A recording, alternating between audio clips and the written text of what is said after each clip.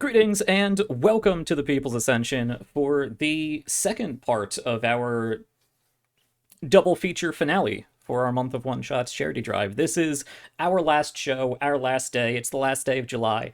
So we are wrapping after this, but it has been a fantastic event. I've had a lot of fun.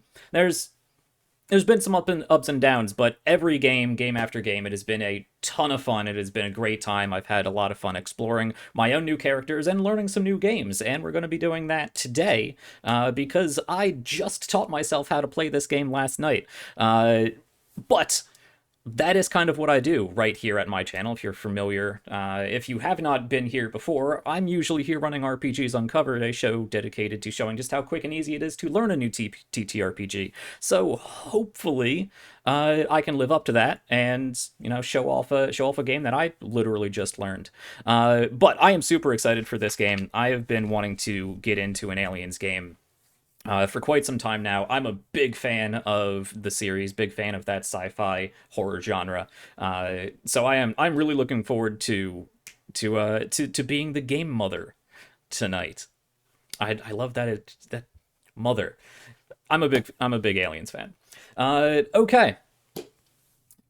So the reason we are all here is, of course, the charity drive for reproductive rights and abortion access. So allow me to talk a little bit about that and what all we've been doing and why we've been doing it this entire last month, and then we'll get on to the game.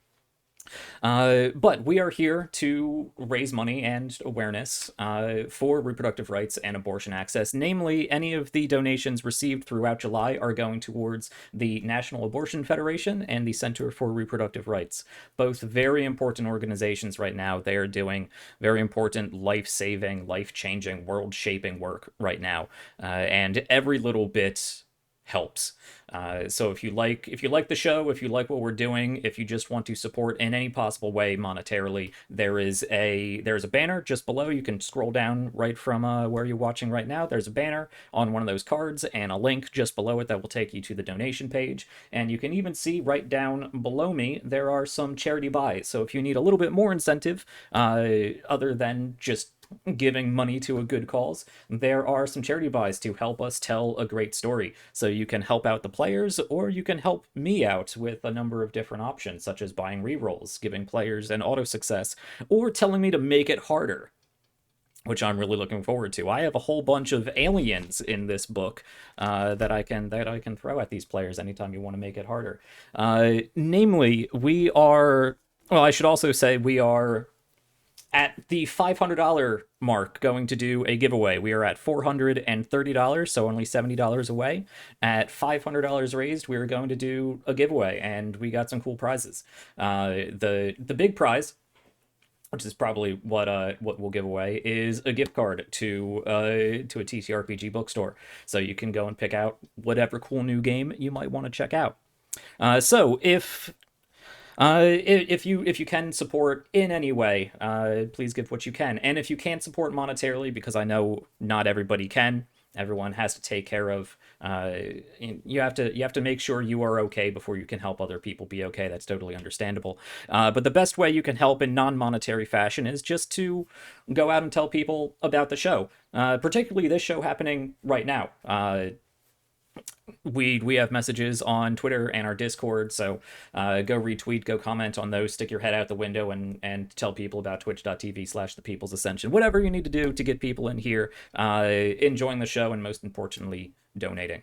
So a little bit just about the specific organizations and where that money is going, because that's very important. I did do a lot of research on these organizations to make sure the money was going in a good direction. And these, like I said, are two very important organizations right now. The National Abortion Federation, there are actually two funds that they are working with. One is their original fund, which primarily goes to the providers, the doctors, and really anybody who staffs those clinics, helping with logistics, helping in training, helping in transportation, providing the the provider side aspect of these services and healthcare. And then there is the other side, the Dr. Morgenthaler Patient Relief Fund, which is specifically dedicated and newly created since all of this began about a month ago to specifically help patients, and not just in affording this healthcare, but in providing travel advisors to make sure that they can get from point A to point B, which can be hundreds and hundreds of miles, making sure that they can travel that distance safely and securely, that they have well vetted places to stay, that they have family care, child care taken care of, that they can afford food. Really, the full expense, even beyond just whatever operation or healthcare procedure they might need. So that's where half of the money will be going. And then the other half is, of course, the Center for Reproductive Rights, which is the main worldwide organization for reproductive rights. For a long time, they were focused mainly overseas in helping advocate for reproductive rights elsewhere in places that did not have these ingrained rights. And unfortunately, now that we've lost this very important quality of our society, they've refocused back here on the US. They're still doing things around the world, but they've definitely refocused back here on the US to help with political and legal advocacy, raising awareness, providing help and providing a voice and providing advisement on how to make things better again. So that is the other half of where all of these donations are going to be going.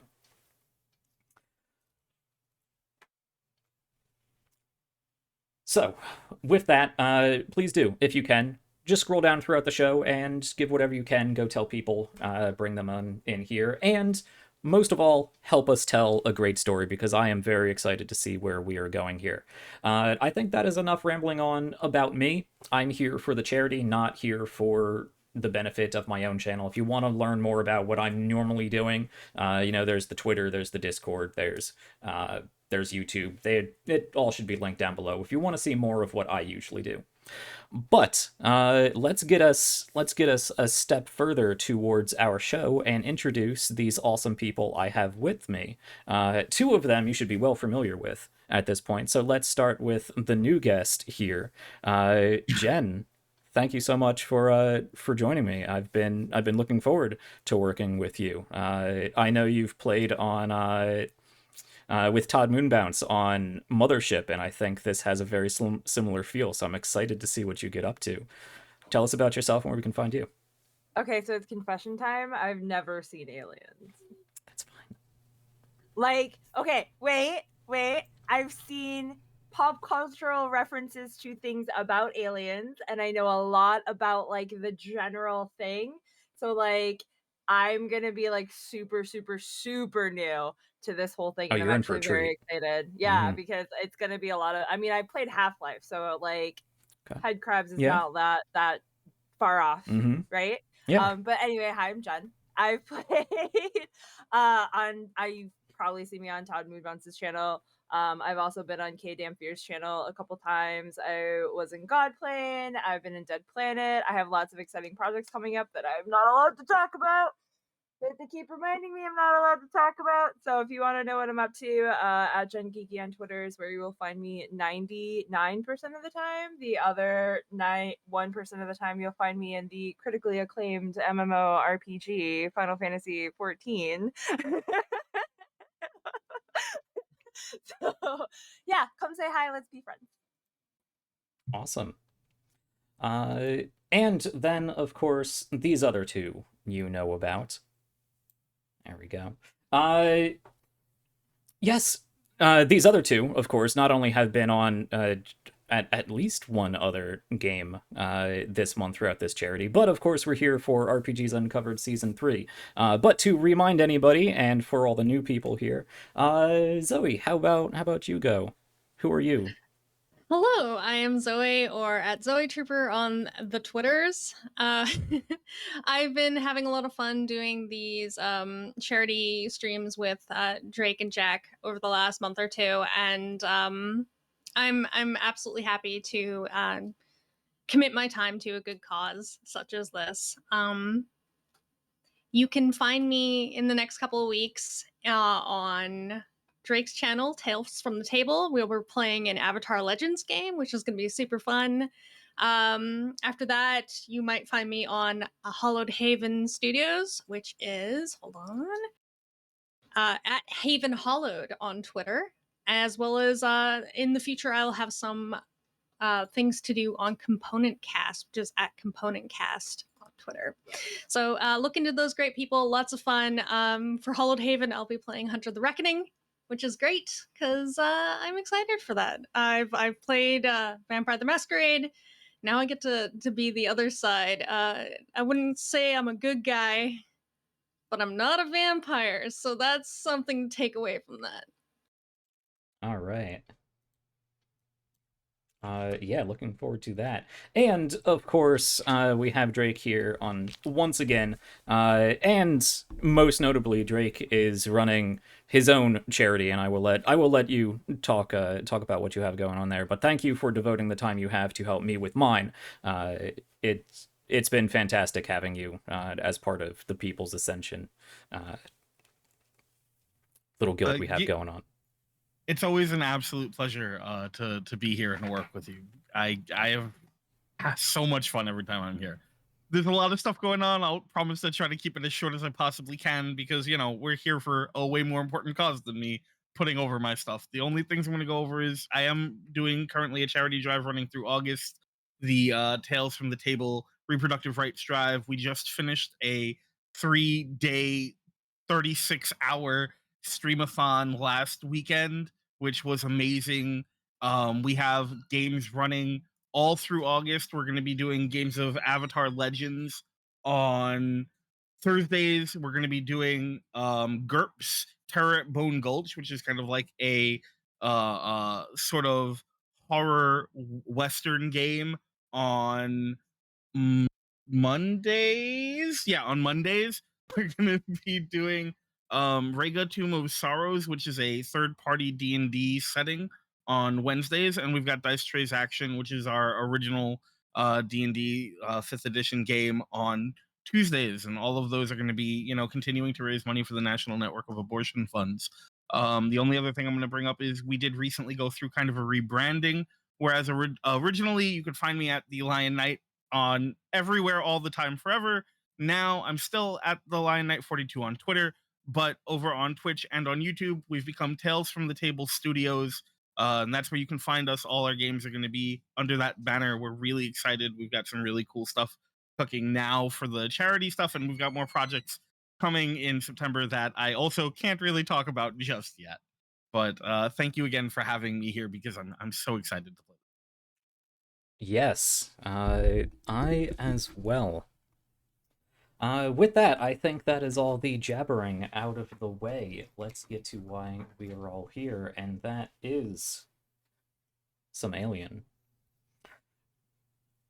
So today, I'm going to be running Hope's Last Day. It is the module provided in the core rulebook. It is a real basic introduction to the game. So this kind of falls in line with what I normally have going on with RPGs Uncovered. So hopefully it will be a good introduction to the game for, well, myself, to my players, and hopefully you guys as the audience. We're all very new to the game, but I will be helping everybody through the first few roles, answering questions, whatever need be. But primarily we're here to tell a good story and, you know, provide a good time for you and raise money for this charity. So if we play a little fast and loose with the rules, I hope you will forgive us. Especially when it comes to the charity buys. Again, you can buy rerolls, auto successes, or you can tell me to throw even more aliens at them with a $50 donation to make it harder. Yeah, you say bring it on now. Yeah. You Okay. haven't seen my rolls yet. Oh boy. Oh, good. All right. One last extra little asterisk for this. This is actually the first time I've ever run a module of any kind. I've tried my best to memorize as much of this as I can, but there are, of course, things in the book that I need to read directly.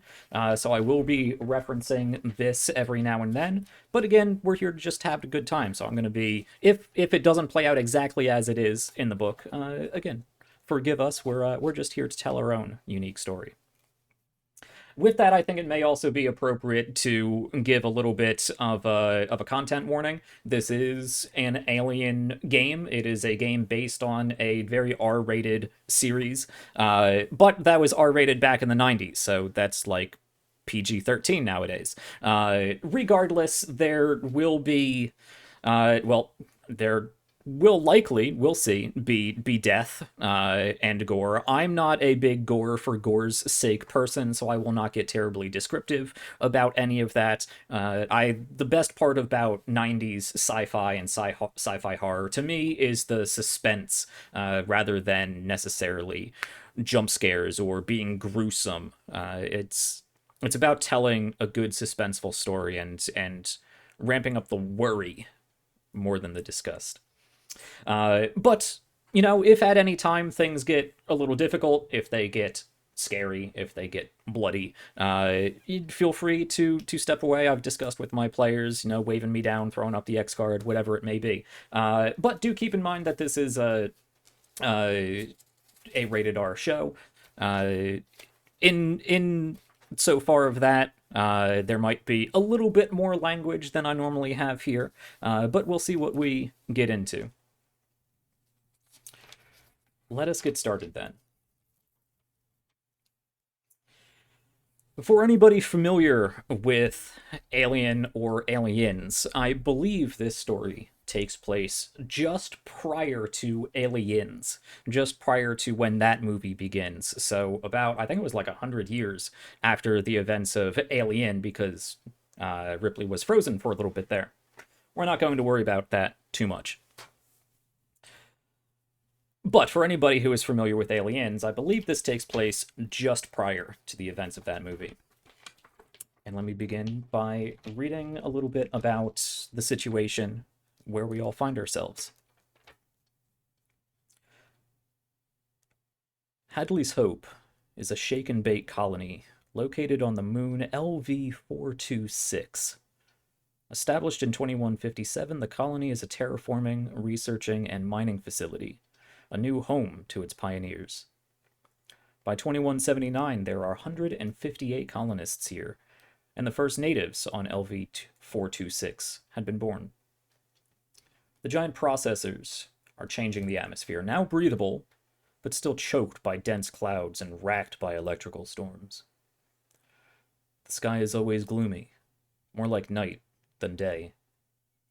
Even when the sun is above the horizon, it's often hidden behind the giant form of Kalpomos, 426's parent planet.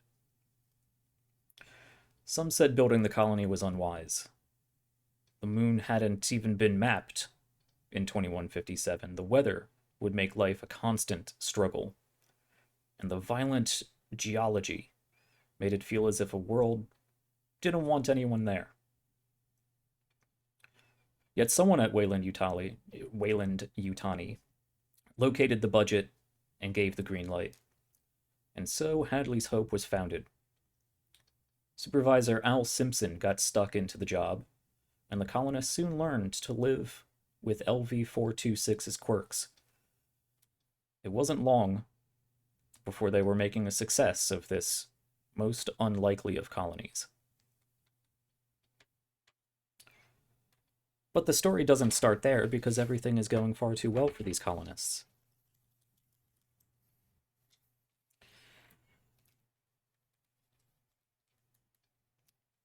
Flash forward a little bit. Hadley's Hope, jointly founded by Wayland Yutani and the United Americas, has a them and us feel to it. With any visiting corporate folk looking down their noses at the colony's laborers. Despite this, the colony has been developing well. There's opportunity aplenty, and risk aplenty too. 4 days ago, a wildcatter named Russ Jordan was brought back, infected with something. He died, and some snake-like parasite disappeared into the guts of the base. Security has had no luck catching the thing, and somehow more people have been infected. Rumor has it that some of them have died, and that there are more of these snake things than Supervisor Simpson is admitting to. Simpson spoke over the intercom, calling for calm. Crisis or not, you have a job to do. 24 hours ago, you headed out on a maintenance run to Processor 9, happy to leave the base until this crisis blows over. 10 kilometers out, Singleton's tractor gave up the ghost. A nasty mechanical crunch told you it wasn't going any further. Calls back to Hadley's Hope got a cursory response. You were told to wait, and they'd get to your little problem when they had time. While you waited, you got to talking about the crisis and the Weyland-Yutani corporate shuttle that arrived right before you left. The shuttle carried an inspection team, led by company agent Miranda Reynolds and her chief scientist, Theodora Comiskey. Sig relayed something that he'd overheard, a hushed conversation about the shuttle being quickly and quietly readied for departure. Reynolds and Comiskey are likely the only two who can authorize its use, and the only two with the access keycards needed for its use. For all you know, it was Reynolds who ordered Jordan out in the first place. It's not right for Weyland-Yutani reps to just skip out and leave you, the workers, to clean up this bloody mess. If things go bad, why shouldn't you get those keycards and get away instead? A day has passed. You've still heard nothing. All further attempts to contact Hadley's Hope have been fruitless. No one is coming to help you. The only communications you've picked up are garbled, panic even. There's no option but for you all to walk back on your own and see what the hell is going on. And that is where we are going to pick up with the 5 of you, in fact. So let's have the 3 of you, players, describe who it is you will be playing for our little story today. Let's start with Drake. Who will you be playing? Today, I will be playing Hannah Singleton. She is the sort of to put it politely, short, reckless, self-reliant pilot of our group, who hopefully will be able to make some good decisions. Though impatience is probably a good way to describe her. All right.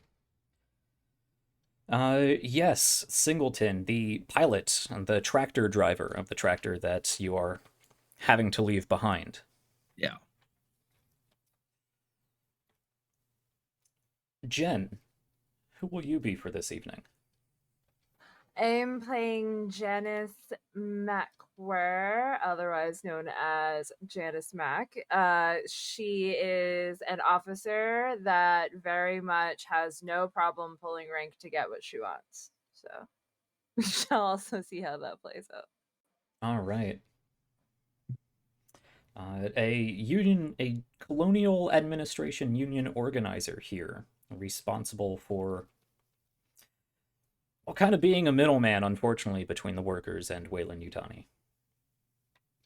And then, Zoe, who will you be this evening? Tonight I am playing Morgan Hirsch, who is a janitor for Hadley's Hope. I'm 39 years old, though I look a lot older. And unbeknownst to the other characters, I'm actually I've run away from the Colonial Marines, trying to leave that life behind me. Definitely an AWOL situation that could get me in a hell of a lot of trouble. And I'd sat down in Hadley's Hope for a new beginning. Yes, AWOL from the Colonial Marines. That is a serious infraction. Just a janitor, you don't see nothing. And of course, these 3 individuals have their own buddies and rivals amongst their crew. But they are not the only 3 with us. There is also Sunny Sig. a relatively young, quirky, curious lab technician.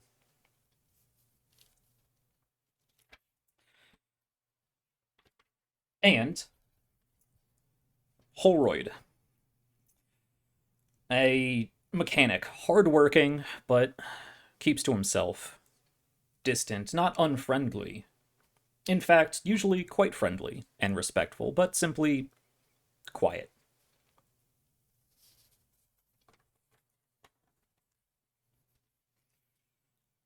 So this scenario begins with the lot of you, the five of you, abandoning this tractor, Singleton's tractor, and having to walk back over the course of kilometers across hostile, rocky, not hostile, but difficult, rocky terrain, electrical storms flashing in the distance, the wind whipping past your ears.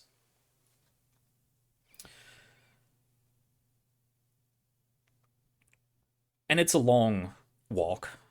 It's cold. The air is breathable, of course, but just thin enough, just clogged enough with all kinds of industrial remnants or whatever atmosphere had not been terraformed before that you are winded by the time you stagger back into the west airlock of Hadley's Hope.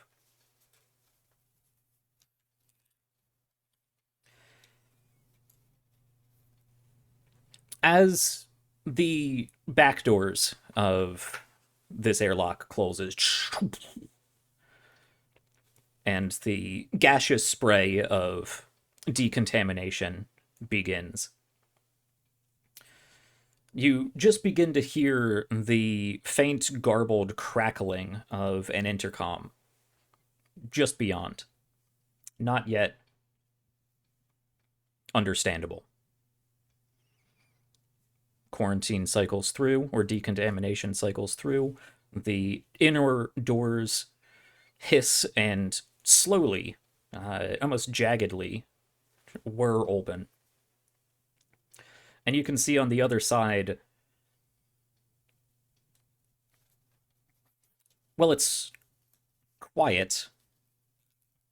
It is lit, but there's heavy atmosphere about this place. Not literally, of course, not like what you've just walked through. But there's this tinge in the air, this smell you can't quite place. Some of the lights flicker. The door moves a little slower, a little clunkier. And then you hear over the intercom, "This is an emergency message. All must immediately assemble at the storeroom on sub-level for safety. I repeat, this is emergency. Colonists must assemble." And it goes on for 2 or 3 passes before the static overtakes it and it cuts off. I will direct you as players. There is a map over on our Roll20 where you can see the layout of the facility. And I have tokens for each of you. This is the Alien RPG, and particularly this module, is very map focused. So we will be using that to orient yourselves, because you have been here for quite some time. You're a colonist. You understand this place quite well. So you know the map.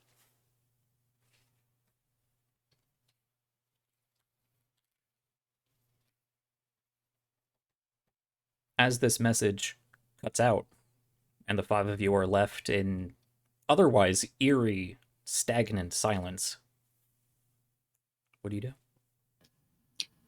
I've known with my new profession to basically try to keep my head down.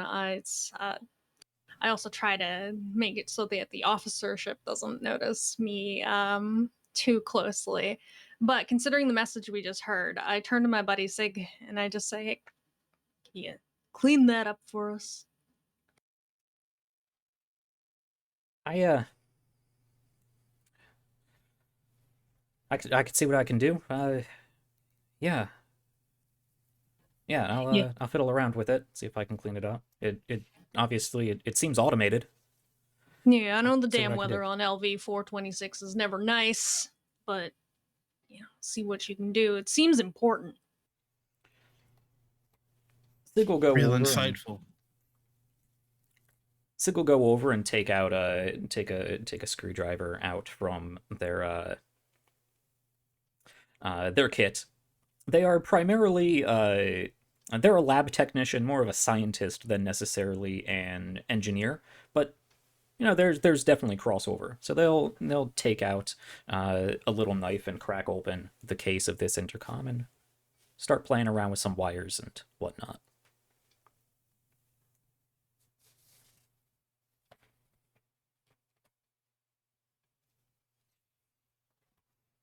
Not one thing, it's another. Always something. Always. Well, at least this time there's maybe an excuse for not putting in the effort to come get us. Oh no! Didn't we hear that thing about the parasites taking over? Some people getting infected. Do you think that has anything to do with that? You hear the crack of a gunshot echoing down No, the I'm halls, sure. I'm sure it's fine. and a scream That that don't sound echoes fine to me. and immediately cuts off in a gargling. Well, buck up, non-soldiers. I guess we're all fighting a war today. I'd like each of you to take 1 point of stress. Of course you would. Yep. Seems like a good way to start.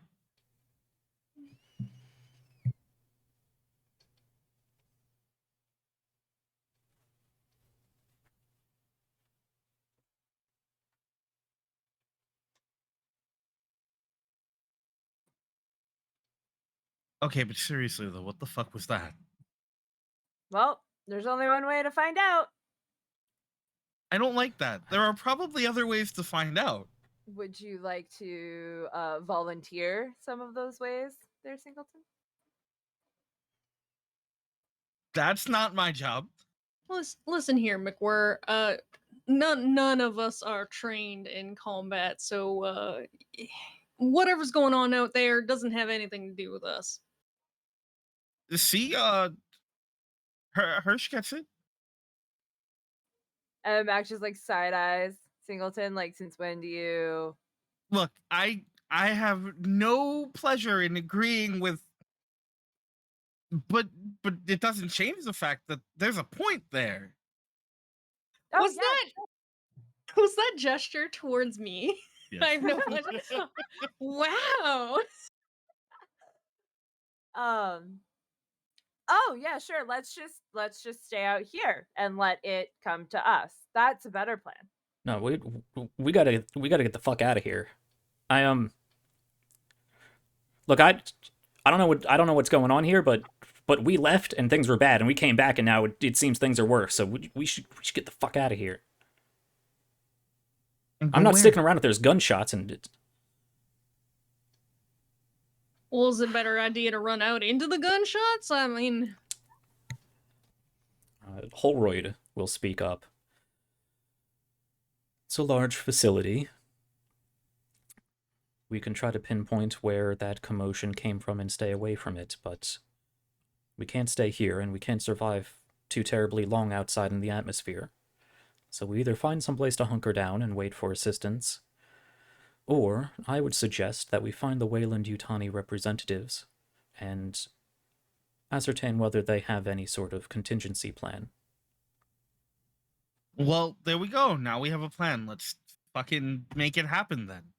the big wigs and their contingency plans. Yeah, all right. Let's do this.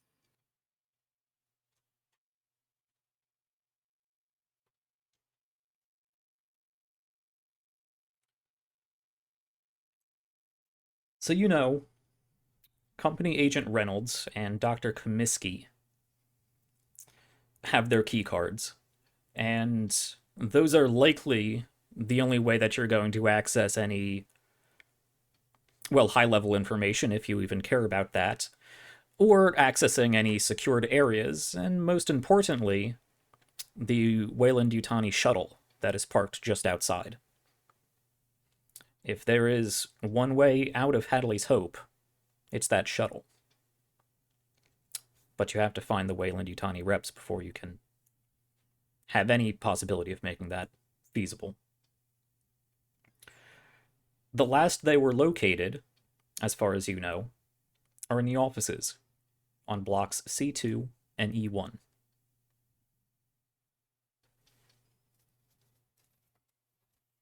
Hiding like cowards. From where you are, in the west airlock, away from the main body of the base, there's no noise here except the soft hum of the colony and the squeal of the wind just behind the airlock outside.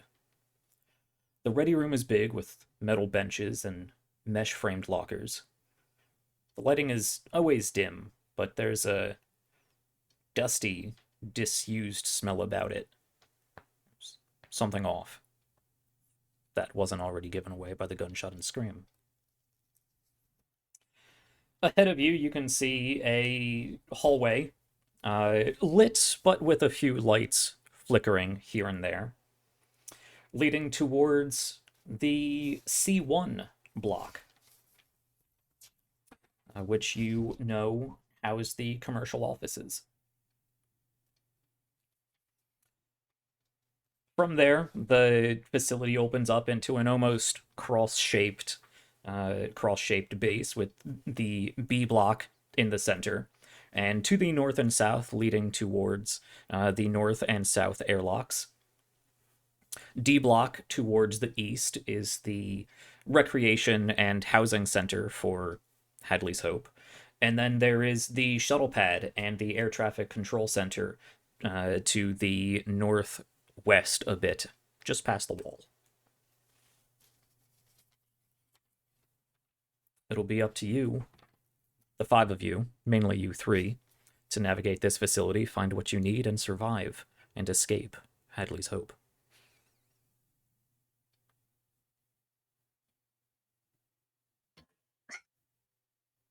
I'm gonna do this because it amused me. Hirsch is going to go through his janitor's table and grab a couple of things. Not really gonna push it through the facility itself, considering there's gunshots going on. But he takes out these like little masks that are used for not inhaling dust and for, you know, when you're cleaning with chemicals. They do little to help against something like a parasite, but he is small of brain and goes, here, we might gonna need these if we're gonna, you know, we don't want to breathe in the parasite, right? I don't think that's how parasites fucking work. Just let Fine. let. Yep. And I also take my blowtorch with me, kind of hanging on my belt like someone would hang a gun on their belt, but it's you know, it's a blowtorch. All right, cowboy. Listen, I don't have a gun. I hear guns going off. Maybe I'll find a gun when I'm out there, but I don't got one right now, and this is good. This is good as it gets. By all means. And Mac's gonna like take out her bolt gun and just hold it up like as we start walking through the facility. Keep an eye out. And Alright. Hannah is going to take up the rear. Okay. Yeah, Sig is going to stay somewhere in amongst the lot of you. I have decided, because I cannot see any reference to the contrary, that Sig actually uses they them, and that they're a little over their head. So they're gonna hang out sort of in the center of this group. And Holroyd is going to be a bit more towards the front, but happy to let somebody else lead. So the way the Alien RPG works is that you start in stealth mode. In this mode, this part of the game, this is dedicated to you exploring about, finding what you need, making your way to objectives, with the understanding that you're probably going to be moving with some level of stealth and composure in mind. And any threats that may be lurking about the place, at least in this module, are most likely passive. But if you happen to pass by areas where there are problems, well, they may notice you, or you may notice them.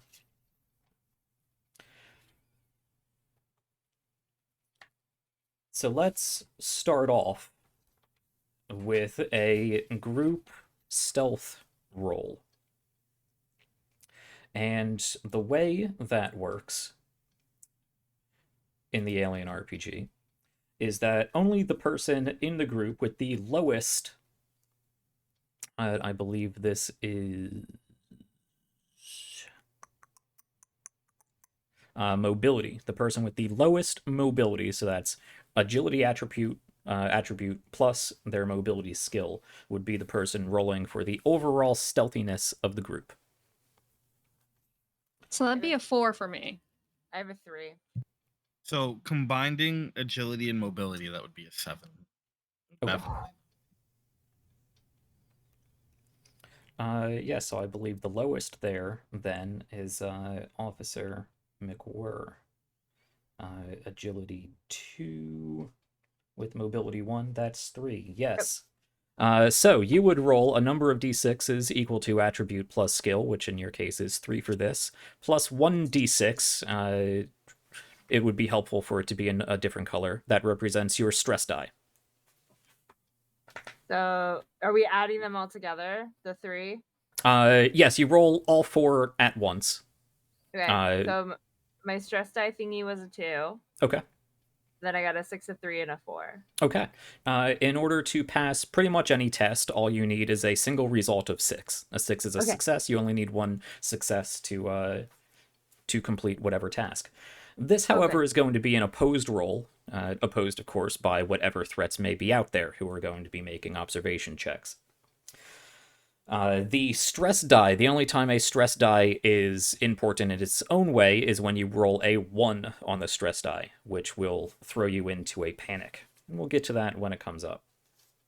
So for now, the lot of you are moving quietly. Most of you are not trained military members. You're not necessarily roguish individuals. You are wearing tool belts with tools. You are covered in grime from a long day's work and a longer walk back. You are wearing heavy steel-toed boots. You are in no means built to be stealthy, but you are moving as quietly and as cautiously as you can, I would imagine. How is it you would like to proceed? Where would you like to go? And would you like to continue as this large group? Would you like to split up to cover more ground? I may not like McWhirr, but I was an ex-soldier, so I fall into the rank and file really easily. And I'm looking to her for guidance in this scenario, so I'm following you. Well, I gotta be faster than the slowest person in the group. So ideally, we would like to get to, you said either E1 or C2. So I think we would slowly, stealthily try to make our way through the C1 block to get to E1 because it's on the same level, which in my opinion would be the easiest instead of getting stuck in a stairwell and potentially having to fight for our lives in a very not open space.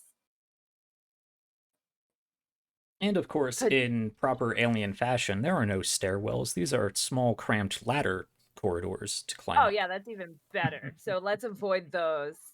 Yeah. If we can. As you are moving down this this corridor outside of the West Block airlock, you do come across the intercom, of course, that Sig was briefly working on. Sort of gave up dealing with that once the gunshot and scream rang out. And just behind that Oh, of course, mainframe access, a computer attached to the intercom. The screen on this, however, is flickering. Might be usable, but flickering. Further down the corridor, just before you get to block C1, the commercial offices, there is one of those ladders leading up into C2,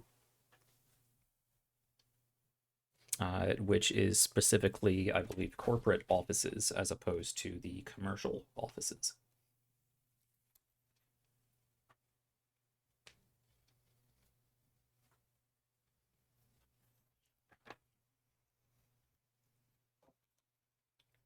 Yeah, I think you making your way to E1 Okay, at first. into C1.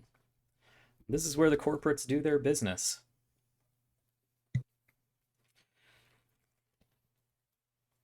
Without getting too bogged down into how the game works and how different phases of time passes, uh,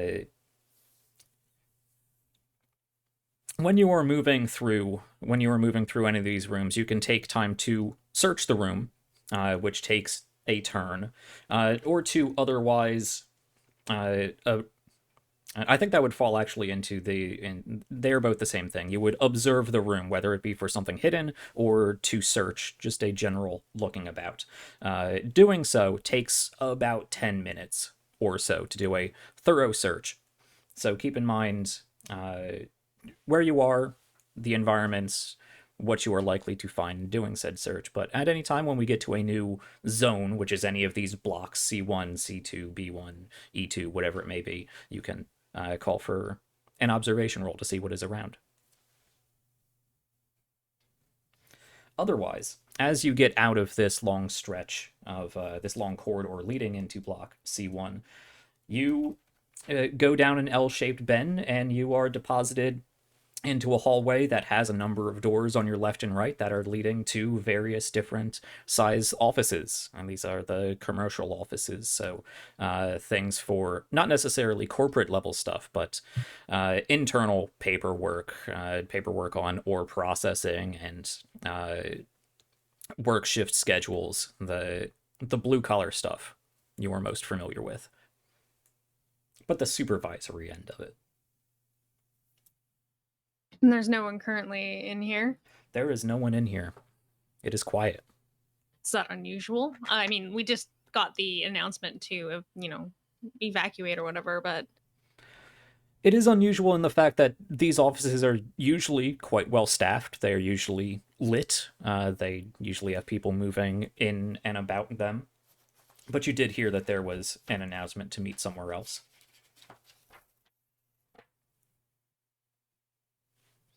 Would there be weapons around here, or would it just be like You would have to search these offices, take time to search the offices specifically, look through desks, look under desks, look through drawers and whatnot. You never know what people might be hiding, whether they might have their own personal firearm, despite regulations, or whether you might find a pack of cigars or a motion tracker. There could be interesting things hidden here, but it would take some time to look. I'm the janitor. I know when people have weird stuff around. You know, there's a lot of places hidden throughout this facility for people to hide things that they want to keep to themselves. And you know, probably better than anybody else, that there's a lot of things that people have that they probably shouldn't. Yeah. What you think? Maybe they got one of them cards in here to take the shuttle. I'll give it a look-see. Pretty good finding things. Can't hurt to check. I mean, shit. Got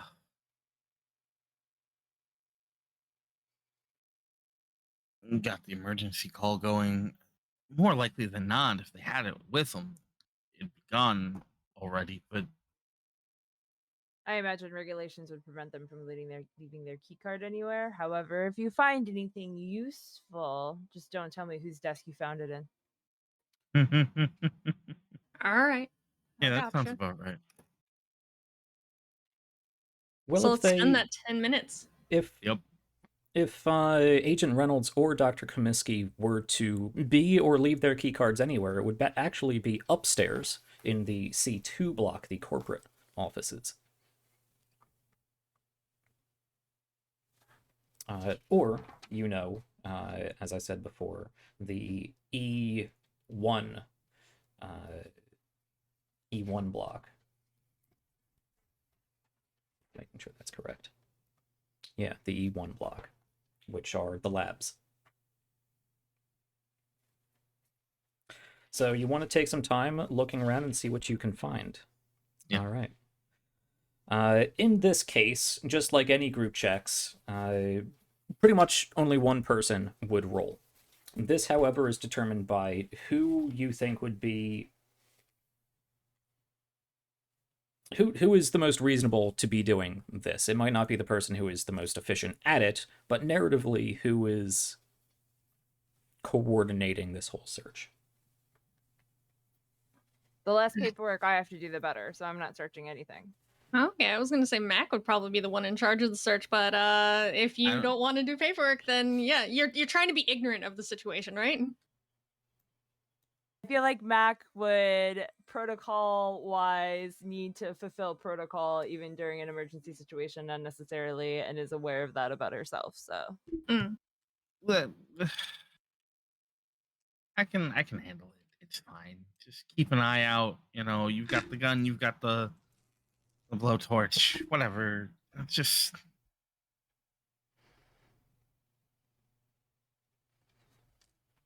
nothing's ever easy. Okay. Singleton, I would like you to roll me an observation check. Sure. What like ability is that associated with? That I believe is wits. Okay. Observation. Wits plus observation, yep. Okay. Oh, that's pretty good actually. That is 2 6s, one on the stress die and one on a skill die. Okay. Roll me 2d6 then. That is a 5. Okay. You take a little bit of time coordinating. I'm not sure how much help Mikwar actually is in this situation, but it seems at the very least that Hirsch is helping. So moving throughout these 2 offices, opening up cabinets, opening up desk drawers, moving chairs out of the way, looking behind potted plants, whatever there may be. There's a whole lot of nothing, but you do notice that it does look like people left in a hurry. There are things knocked over, pages scattered across desks, keypads and whatnot that looked like they were mid-report. Doors, of course, left open.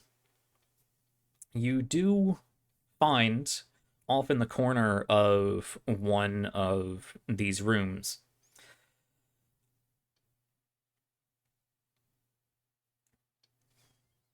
back by one of the vents, you actually have to move a small end table out of the way because you see something back behind these vents. And of course, in typical alien fashion, they are fairly big vents, big enough that you could, if need be, move through them, and most importantly, hide things of sizable bulk. And you do see, hidden behind this vent place, you can open it up, and there is a cutting torch.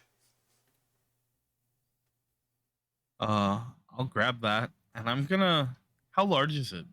Like, significantly? It's probably about yay big, like the size of a quality Nerf gun, but it has this big tank of fuel attached to it. Bulky, but not terribly heavy. Okay.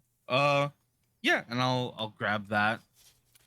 As you lean down, pull the grate open, reach in, and grab it, you hear back further within the vent. You see movement just out of the corner of your eyes, down in the darkness of this vent. You see the movement of a shadow and what looks like just a a snake-like whip as it darts out of vision. And you hear the clattering. Which is immediately followed up by the sound of kind of sort of throwing themselves backwards and like bumping into the desk and knocking things off of it. And sort of like trying to hold the, like, put the grate in place and hold it with like her boot. What happened there? The so there's some shit in the vent. Maybe one of them, they're parasites. Yeah, whatever the fuck that was. Hmm. It looked like a snake, but it didn't sound like one. There ain't no snakes on this planet. You can hear overhead. Holy shit! I bet it's rats. Do I also? Yeah, I would imagine I also hear it. Yeah. Singleton, Hirsch, what's going on in there? Well, our brilliant janitor thinks it's rats. Is what's going on. There's no rats on this planet. Nope, there are no rats on this planet. Well, Looks like a snake. They come on board other ships when ships land. They got the grain and the food, and the rats come on, and we usually kill them right quick. But that, sometimes Sometimes they get out. That was no rat. He says it was a snake. we don't have snakes either. Well, then a rat fucked a snake and made something terrifying. I don't know what to tell you, but there's something in there, and it's nope. Is that what your foot is doing at the moment? Yep. Okay. Let's. If someone not- could be nice and screw that back on, that'd be great. One of the grates on the other side of the room, the office on the other side of the room, bursts open. You can hear the clang. Ting, ting, ting, ting, ting. All right, You got there's an meanest extra rats. foot, Singleton? Can I? I'm out of focus. Because I have my blowtorch on me, we just got another blowtorch. Can I start sticking this grate up so Singleton can get her foot back, and then maybe I'll do the other one? Yeah. Did something come out of the other grate, or did it just like? It threw it. You're not sure. You're not in that room. All right. You heard the grate go flying, though.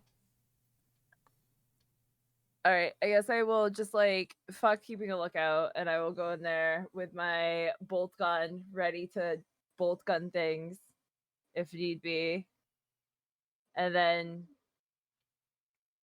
I guess run over and hold the grate, grab the other grate and hold that one in place while I'm waiting for the janitor to finish getting Singleton their foot back. Okay. It Would doesn't you like take. to make a supply dice roll for this? I mean, I'd imagine you don't.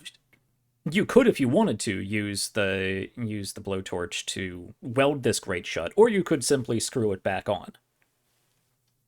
Screwing it back on would take no time and no roll, really, but welding it shut would be more secure, but it would potentially cost you one of your supply dice. These snake rats aren't that big of an issue for me yet because I haven't seen one. So I'm gonna just screw them back in. All right. Very good.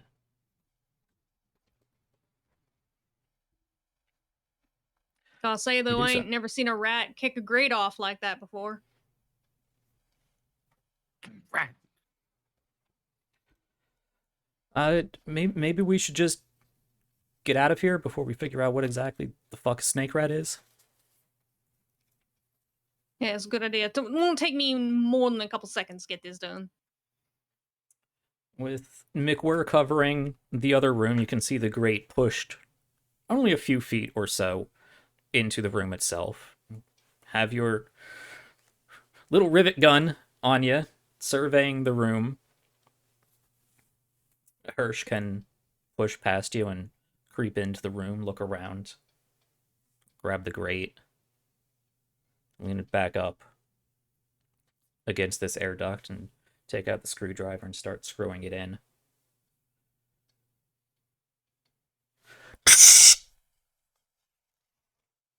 You all jump as you hear an intercom nearby shriek in static. Does anyone read me? I'll go to the intercom and be like, "We read you. Who's this?" Oh, thank fucking Christ. This is Osterland. Okay. Know what the fuck's Hi, going on out there? Well, we might have rats and snakes, which is highly unlikely. I don't think those are But, any damn rats or snakes. There's something out probably. there. There's something mighty big. And it's tearing the place the fuck up. Well, that would have been good to know before we walked in here, and they abandoned us outside while we were waiting for further direction. So what's the Oh, that's why you're still. right now? You might have been in better shape just staying out there. You would know Wes Osterland is basically the town drunk. Great. He's a technician of very mediocre skill, and when he is off work, you can usually find him in Billy's bar. Okay. Hey, where are you right now? 5 credits says he's at the bar. I'm holding up at Billy's. Yes. Wanted to go get a drink after shift, and all hell fucking broke loose. Okay, how about you stay there? There's something out here. You gotta come get me. We gotta get the hell out of here. I saw one of those suit people talking about getting the shuttle prepared. They got a shovel. We can get the fuck out of here. Which suit person? I don't fucking know their name. Of course you don't. One of the okay. bitches with the coats and the badges. Yes. Thank you. That's very helpful. And I reach into my pocket and take out 5. Is that like electronic money, or can I actually hand Singleton 5 credits while I'm talking to Australia? I'm going to say it's digital currency. I actually don't know in the alien universe. I imagine it's digital currency. Okay. I believe it is. Yeah. Then do we have like pads that I can just like fucking little Yeah, and wallet I pads imagine you have like the stereotypical sci-fi that- comm device, all-purpose Okay. multi-tool thing. All right. So as I'm grumbling with Austerland, I'm sending 5 credits over to Singleton. Okay, how about this? You stay there, and we will come get you. Good, yeah. Yeah, come get me. I don't want to be Is here there- anymore. Is anyone in the bar with you right now? I mean, at Billy's with you right now? No, there. Just you. There's nobody here. Nobody but me. There's something banging around outside. I don't think it's human. Okay. All right. Yeah, you stay there, and we will figure something out, and we will be in touch soon. Okay. Okay. So if I'm reading this map correctly, we leave block C1 and hang a left, and we should get to Billy's bar. So Billy's bar is only accessible from outside. All of the white sort of segmented corridors, they are external corridors with an overhang. It is only the solid black that are interior corridors. So to get from C1 to B1, you would need to go outside underneath one of these overhangs and into block B1. But you could hang a left and head up to Billy's bar. Yes. Okay. Why would you tell him we're going to go get him? That's the opposite of where we need to go. What am I supposed to do, Singleton? Am I supposed to tell him that we're not going to come get him? Oh, you were lying to him. Okay. Problem rescinded. Thank you. Well played. Would you like a panicking drunk on our mist right now, or? Listen, if this rat snake thing is half as big as he seems to think it is, And if it's what's causing all these problems, a panicking drunk might be a better target than us. Here's the thing, though. Like, I totally agree, and I'm not one to really stick my head out, but he did say one of the suits were near there. Yeah. Not in the bar, but in that area. He's said a lot of things, though. I mean, That's true. He says the elephants fly, and. yeah. Did you hear the one about the flying snake that he ran into supposedly years ago that no one else I've ever heard of knows about? So I'm not entirely sure if I trust him at his word. That's fair. So, but I do think that we should get out of here as fast as possible. So. Yeah, the grates are back up. Hopefully the snake rats don't bother us none, and we can take you on wherever you want to go, Mac.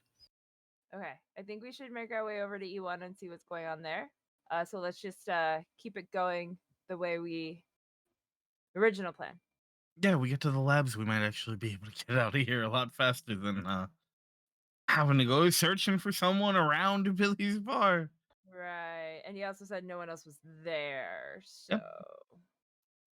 And if not, at least maybe we can pass ourselves off as some scientific suit types and. Oh yeah, I'm sure the snake rats won't really care about us if we're Also, scientific the suit snake types. rats, Singleton. For the suits.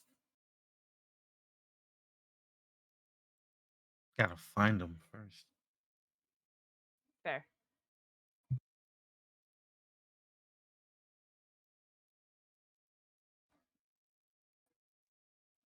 Okay.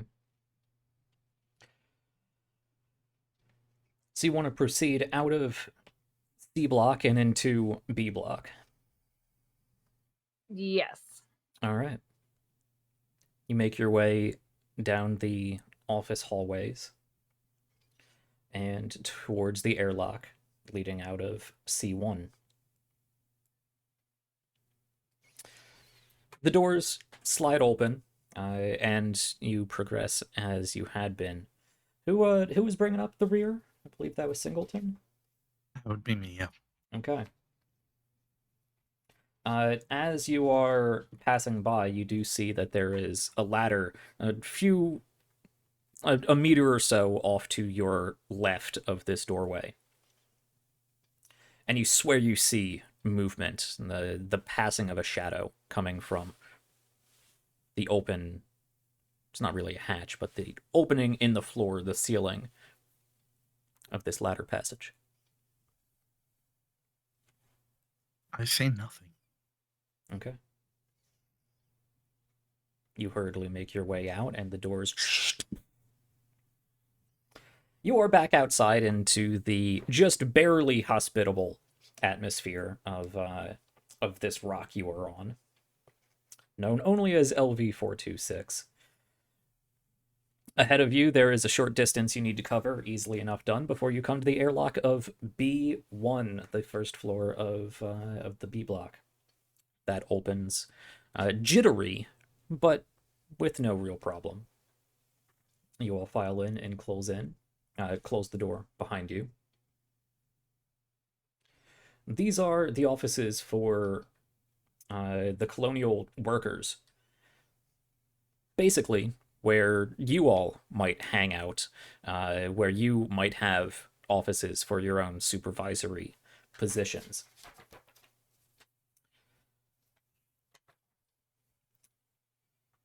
It's quiet, but it's a mess. The whole place looks upheaved.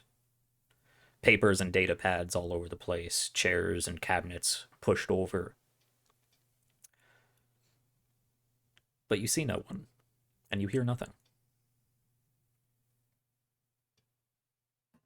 It's getting kind of eerie, and kind of under my breath, I go, "Oh, it looks like they were after something specific before they left."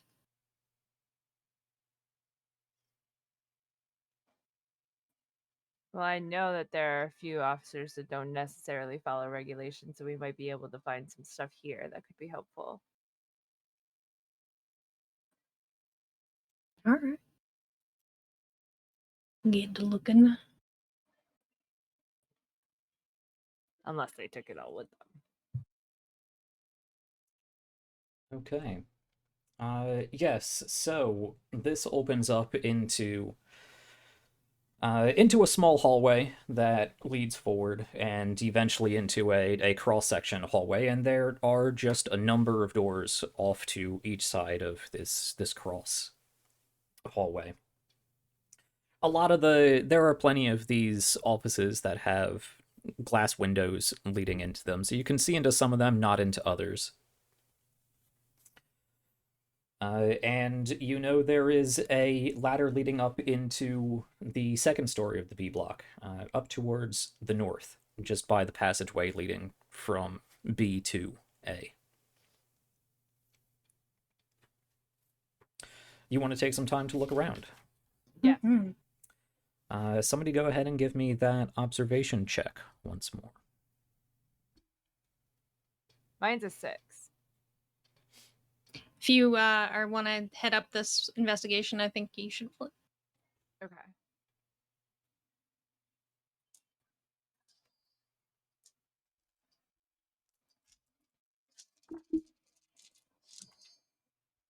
I got a 6. My stress dice is a 5. Okay.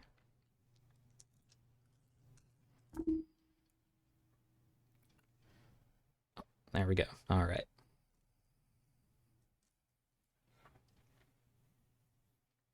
Go ahead and roll me 2d6.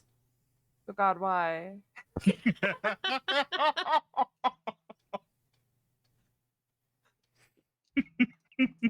Can you tell I've been burned by game masters before? I got 2 2s. Okay, so that is a 4. Okay. And just imagine, just like, no, I don't think I will. Well, Not today, Satan. your intent was to look around and see what you could find, and in fact, you do find something. Again, this place is a mess, but you see one of the windows, in fact, one of the big glass windows that look into one of the offices is shattered. There's a hole in it about yay big or so. But just beyond that, you can see a fire extinguisher.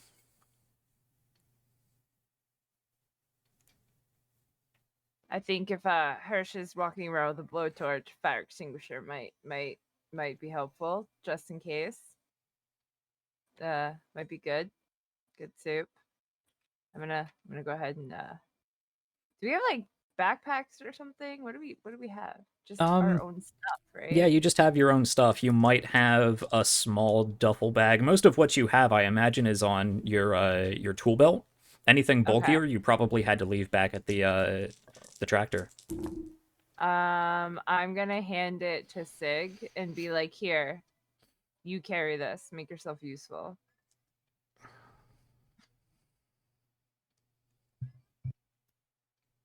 You see that twinge of anger in Hirsch for a second, like an eyebrow twitch.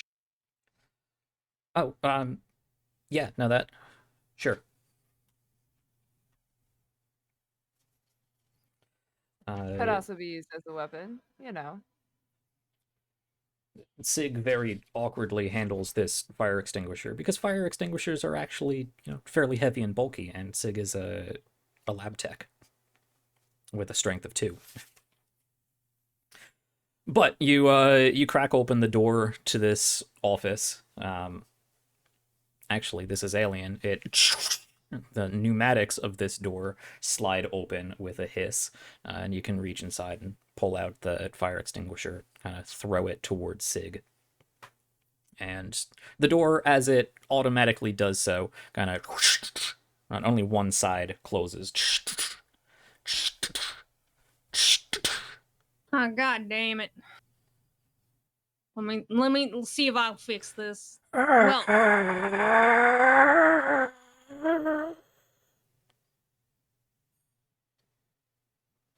Maybe we should leave it broken.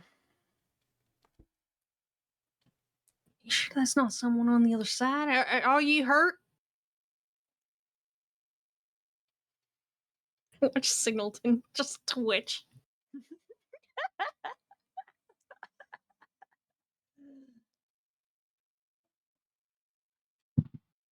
You get no response if you call out. All right, fuck it. Maybe you're right, and we'll just leave it. Yeah, No. maybe we should just I like that. That is Good, probably good plan, what it Hirsch. Good plan. It's your plan there, Mac. I mean, best case scenario is what? There's someone back there, and we have to carry them and go slower. No, that is a bad idea. So we continue onward.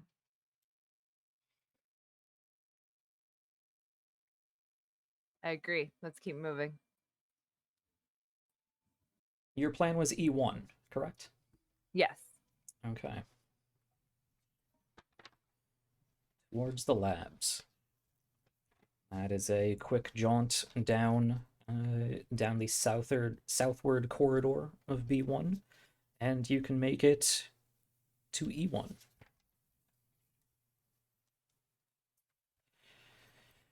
E block. This is the labs and what is known as the boiler room. Again, the pneumatic doors open up with a hiss and a clang, and you walk through. The east side of this E block houses the geology labs, which track the progress of LV-426's terraforming. The west side holds the engine room of the colony, affectionately known as the boiler room. The research offices in the northeast corner are deserted. The geology labs that you can see from where you are, again, big glass walls, have been turned over.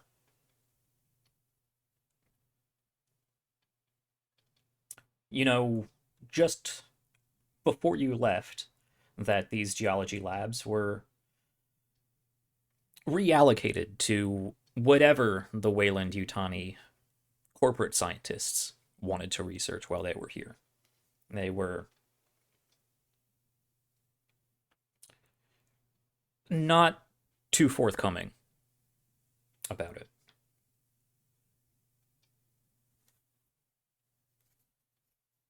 I look over at Singleton. I'm like, hey, you think maybe we can get Sig over there to I don't know, try to get some data for us? Maybe they know what's going on more than they've been telling. Hurt to try, right? Right. All right. Hey Sig, how's that fire extinguisher holding up over there? It's fine. I don't really. I mean, the valve looks like it's in the right place. The meter, I think it should be fine. Yeah. How did he become a lab tech? Anyway, can you do me a favor? Can you see if you can get any data out of some of this stuff maybe, because that's your job, right? And see if there's any information that maybe we could use to survive in the living thing, because we'd like to be the living thing. Okay, wait, hang on. Just real quick, gonna throw this out there. Do we trust him to not?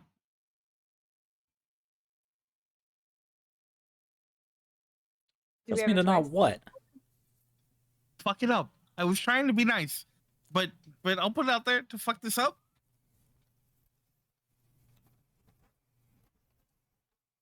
I mean, Sig knows what they're doing, right? You know what you're doing.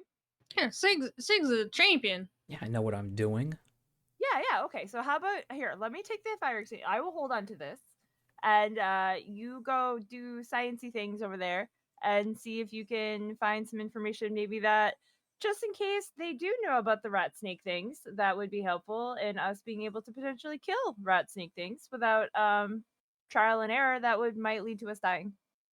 I mean, yeah, I'd much rather not have to engage the rat snakes, but if we have to kill them, then fine, whatever. Just the goal is getting out, right? Well, yeah. So maybe we know where rat snakes are more prominent than others. I don't know. Any information maybe that you could potentially find that would help our excursion. I mean, Hersh, you're the janitor. You've never seen one of these rat snakes before. I didn't ever see a rat snake before. No. Say rats.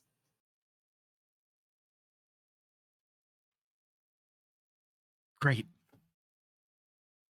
You know, when you got rats, and hear me out here, you set traps for them. Yep. Hmm. Holroyd is That gonna reach forward and put his hand on Sig's shoulder, but more address McWhirr and Singleton. I don't believe who we are looking for is in that room. I don't see them, and I think we should prioritize leaving as quickly as we can.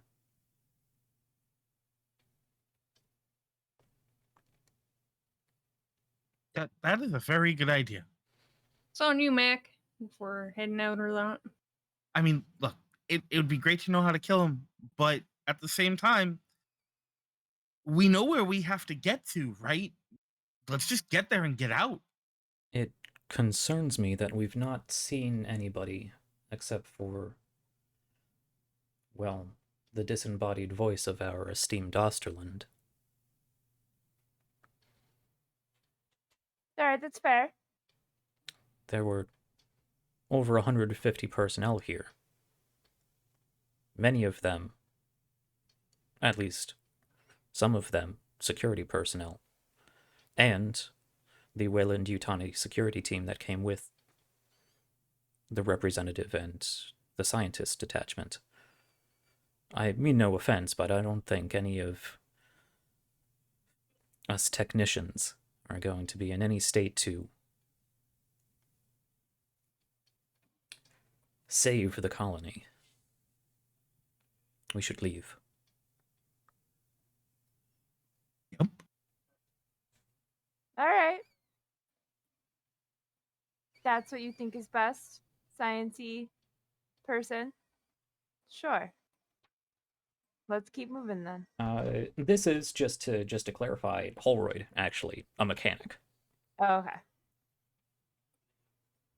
If you don't think Sig is capable, that's fine. I totally understand. We can just continue on our way. See, I told you. Here, Sig, you can have this fire extinguisher back. You know what, McWhirr, if you would like, you can make an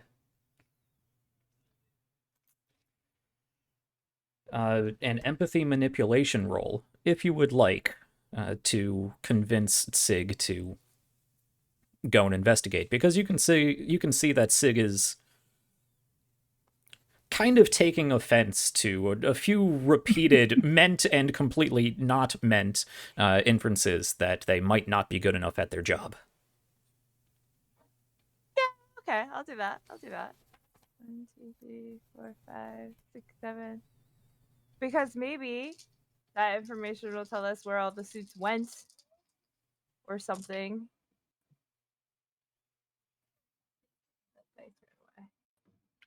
I got 2 6s and a 3 for my stress day. Okay.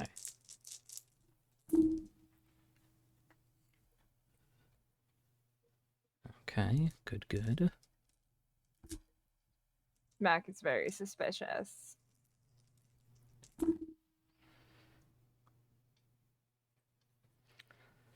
get 2 extra dice.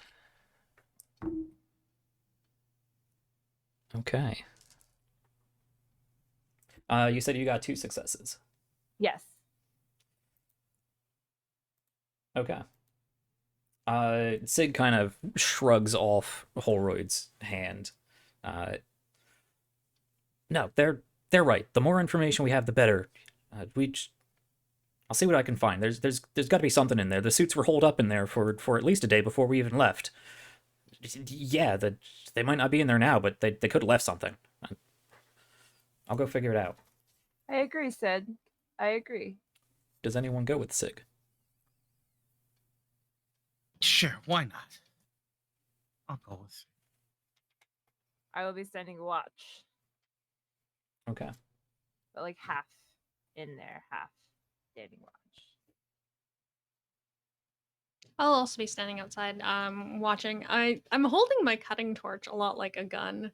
which is kind of probably interesting to anyone observing, but I'm a little on edge right now. Mm-hmm. Okay.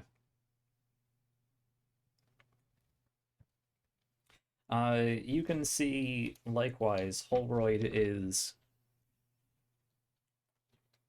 He's taken a few paces towards the room and is very intently watching what is going on.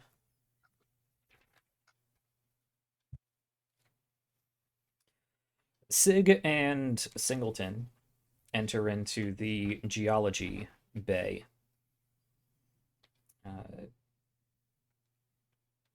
The doors are not locked, and inside you can see a number of tables set up.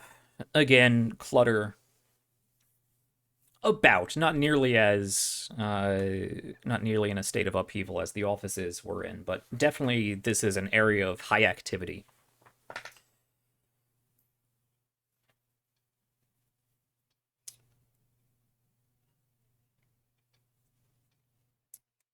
You can see off to one side there's a cup of coffee that is actually still just faintly steaming, and a donut sitting just beside it.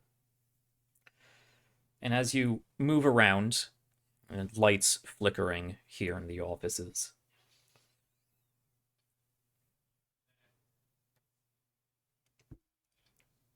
you see sitting on top of one of these large, long metal sterile tables in a tray with some pins and forceps, the remains of a facehugger. A creature you've never seen before. A rat snake might not be too terribly far from it, but it has this hard, leathery, yellowish skin. Its body, sort of like that, these, I believe it's 8 or 10 long, spindly digits splayed out to either side, and it's laying, I guess, face up with this exposed, gooey center. It looks like it's opened up straight to organs. You can see there's a little tube just sticking out, but beyond this flap, this valve, and it does have this very long, probably a good meter or so long, yellow segmented tail, almost like a rat's tail, that has been stretched out its entire length and pinned down to the other side of the table. The fuck is this? When they get into the room, Hannah is gonna go over and like pick up the donut, get it for a moment, and then sort of walk over very, very like casually, and then just stop as she notices the. What the fuck is that? I don't know. I've never seen anything like that, and I don't want to see anything like that. I don't know. Maybe we should just. And Sig starts backing up and trips over a stool, clangs down to the ground as they're thrown backwards, and his back slams against cabinets along the wall. They rattle, and one of them creaks open. And he pushes. They push back, look around. And Singleton, you can see inside that cabinet, there's this pod. It's like yay big, brown, leathery, ovoid pod. You all fucking around in there? Yeah. Immediately, on? immediately Hannah flings the donut at it.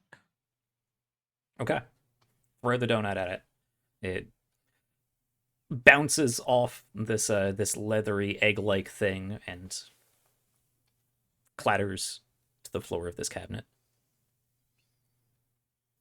Sig scrambles up, pushes himself pushes themselves away from the cabinet, over back towards the table, stands up, turns around, sees the facehugger again, and pushes themselves away again. This time towards the door. They are quite stressed out at this point and are making their way back to the corridor. All this shit, and you're not even gonna try?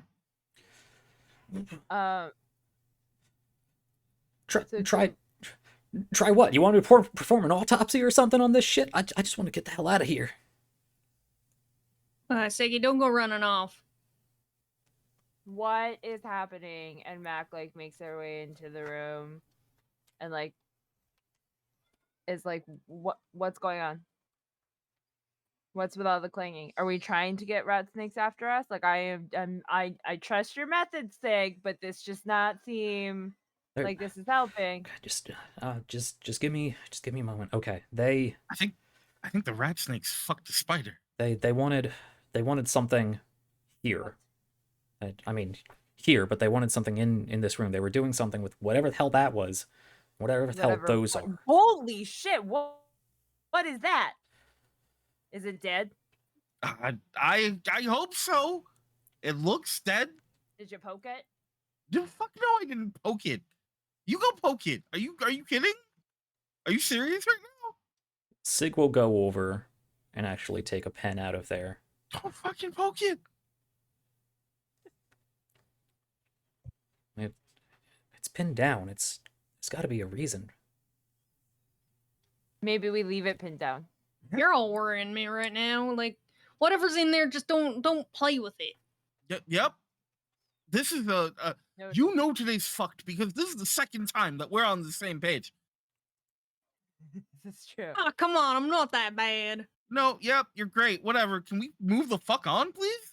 Okay, let's just let's say get any information, because now we're dealing with your rat snake spider. If I don't know about information, I could spend time going through the files reports here, but you know that could take some time to correlate. I'm most interested in those, and they point down to the cabinet with at least one of these egg things inside. There's got to be something up with that. And if WY wanted this, it's got to be worth something, scientific, monetarily. We want extra shares. Look, I and appreciate answers. your enthusiasm. Do you want to carry the egg thing around without knowing what's inside of it? Right? Yeah, let's just walk around thing and the rat snake spider. Yeah, this is a great idea. This is clearly what we should be doing. Sig is not wrong, because the suits were hiding this shit. And probably for a reason. And this shit is probably why everybody had to evacuate. If it's so important, why didn't I take it with them? You hear from the south airlock open. Oh, fucking... I stand at the ready. Yeah, guns out. I'm hitting a corner as fast as I can.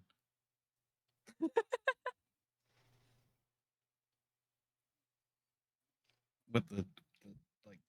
Okay.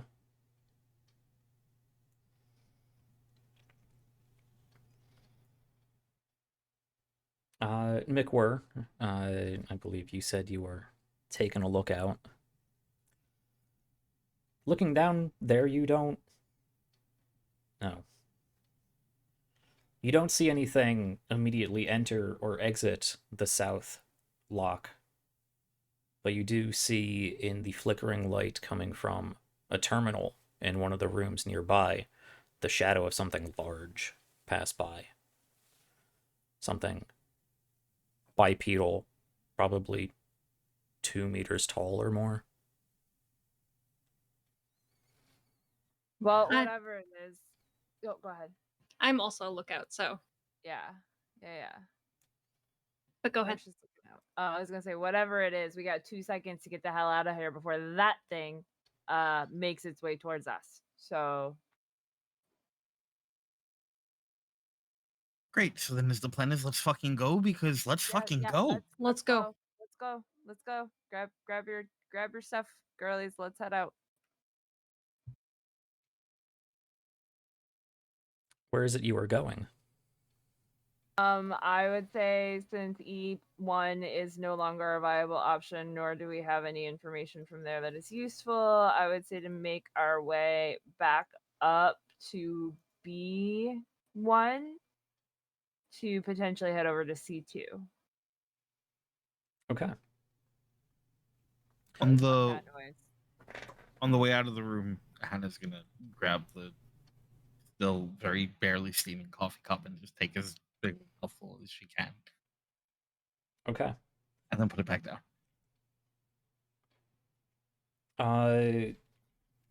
Singleton, would you stop Sig from picking up this egg? Oh, absolutely. Okay. Yeah, if he goes for it, I'd go over and I'd just like sort of thwack him on the back of the head and be like, Hey, "What are fuck. you doing? This is important. Is it so important that you're willing to carry it around and hope it doesn't just? Yeah, we need to go. Fuck that thing." Their eyes go wide and you pull him out of the room.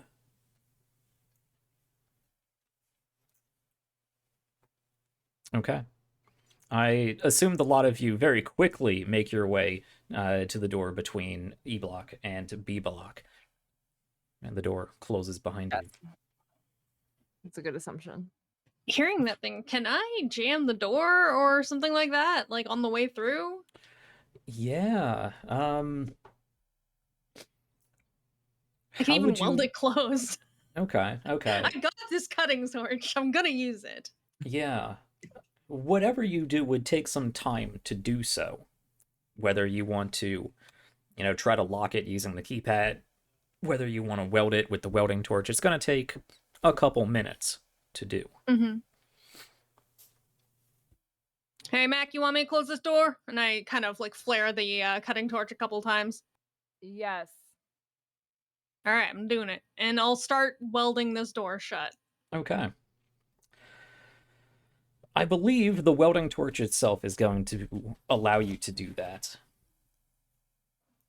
And you have 2 welding torches at this point, so I'm not terribly concerned about the supply die situation that I will admit to not know terribly much about. But it will take... It's very similar to when we did Lost Aeons. It decrements by 1 when you roll a 1 on the d6. Okay, perfect. So it says power supply D3. Does that give you a D3, or does it give you a D6 that decrements 3 times? Do you know? So because I have a normal cutting torch from the book starts with 5 power supply. Mine starts with 3 because I'm cool like that and I've used it. So every time I roll a 1, that will go down to 2, that'll go down to 1, then it'll go down to 0. Awesome. So it actually has fuel for a while, and I rolled a 2. Okay, so you're good either way. Awesome. While Morgan is doing that, I would like to kind of shove Sig towards the rest of the group and just be like, he was going to take one of the eggs. Yeah, I was going to take one of the eggs. That's stupid. It's dumb. Why? You know how many shares they might offer for something like this? We could be Doesn't set. matter how many shares you got if you're dead. Yeah. It's a leather It's egg. a what? pod. It's a leather pot of what, Sig? What's inside of it? I don't know. That's the point. If it starts And cracking, I don't know. We chuck it down the hallway and leave. But we chuck it down the hallway. That is, yep, that's what he said. there's something important going on here. Something that I don't know where the other 150 people went, but they're certainly not here. So And they might be didn't- safe to assume that all those people are fucking dead. There has to be some reason, some good to come out of this. All of a sudden, you're a fucking detective? Sig, if they were dead, we'd have bodies. Well, they're not We here, and used there's to only have one it. shuttle. This is true. This is true. And they did not take the egg with them. on the shuttle. All the more reason we need to get the fuck out of here before someone else does. If you want to go get the pod, that's on you. But I don't am come not back here. saving your ass when that thing cracks open and turns into the spider rat monkey lion snake thing that was pinned onto the table. Fine. At this point, I have the door like partially welded shut, and I'm like, ain't nobody getting that pod now. Partially welded shut, yeah, and you can see there's these two reinforced plexiglass windows that look into the hallway on either side of this pneumatic door. And you're sparking as you're welding this door shut.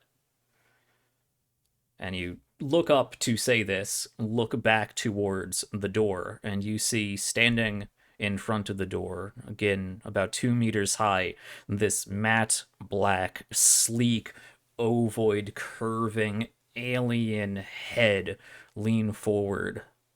No eyes, just this black dome sweeping backwards.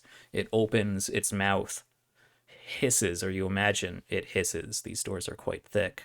And then another mouth opens and sticks out. And it slams its hands on the door. Yeah, I back away, and I'm holding the cross around my neck, just going, "Oh hell, that's a damn demon." And I have this cross that I wear all the time. It is clawing at the door. You can hear the shriek of what sounds like sharp metal on metal as it is tearing at the door. You see this long, almost scythe-tipped tail lash against one of the windows where you are looking through, and there's this pinpoint break and spider lines, spider cracks that split out as this tail whoosh, slams in to the window. Well, Sig, if you want to go get the egg, be my guest. The rest of us, we are going out of here as far away from whatever the fuck that is as possible. Like, now, move. Let's go. Yep. Fuck. Move, Yep. move. We're I would all like heading up the ladder. Is that the plan? I would like each of you to take a point of stress. Ooh, too stress. Oh no. I actually get a chance to work my magic now.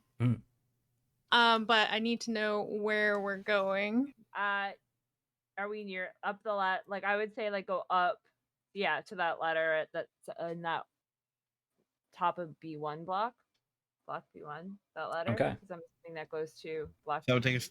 Yeah. Right. Yeah.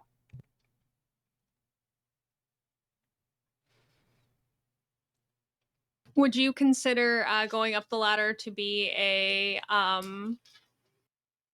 between fight? We haven't actually entered a fight yet. No.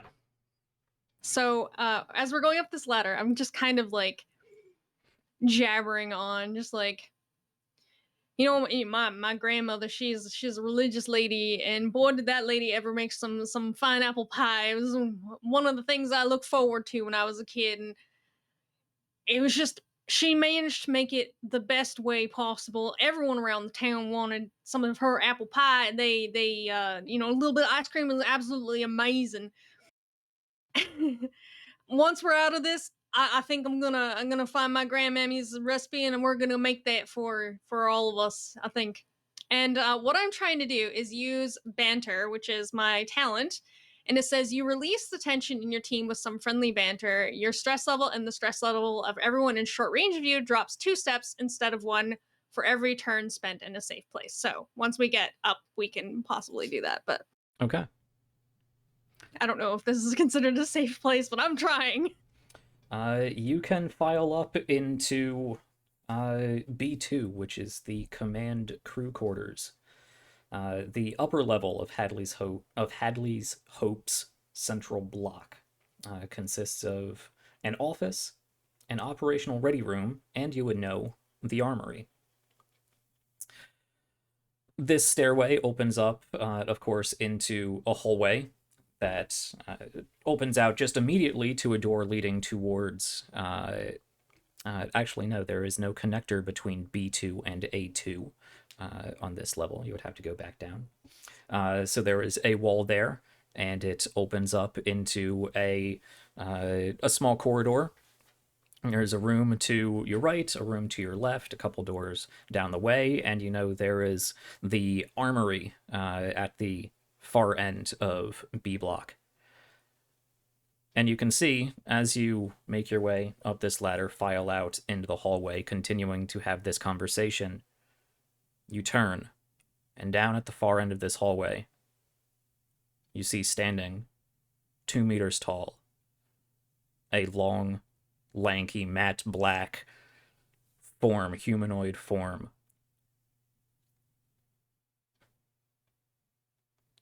Slowly crouches down on all fours. Don't move.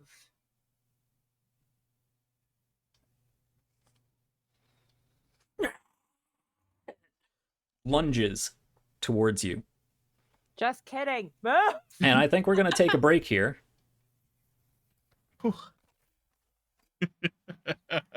Jeez. Okay. You guys have not been particularly quiet. I feel like we're definitely not the quiet party. Okay, we are going to take a quick break here. We're about halfway through, I'd imagine. We'll see if this alien runs you all down and eats you, or if there is more to this story when we get back. But we're going to go take about an 8-minute break, go get up, stretch, go to the bathroom, get something to drink, whatever you need to do. But most importantly, go tell people about the show. I'd love to hear some more things going on in chat.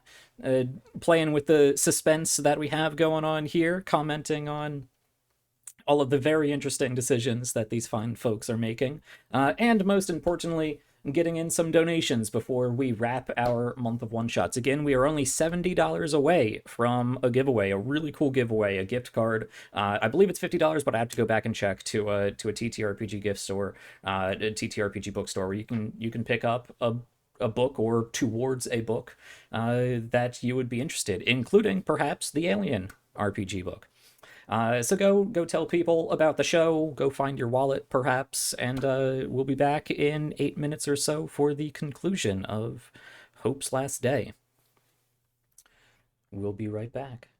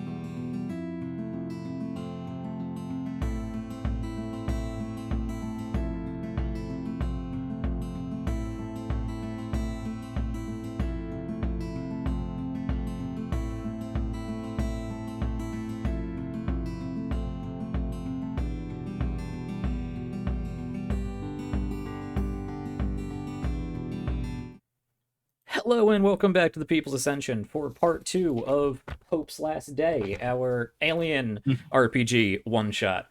This is, of course, the second part of our finale double feature of our Month of One-Shots charity drive. If you are just tuning in now, because I am tweeting that we are back from break, this is a charity event for the National Abortion Federation and the Center for Reproductive Rights. You can read more about that as you scroll down. There's a banner there that you can click on that'll take you to the donation page, some links to take you to their organizations if you would like to know more about them.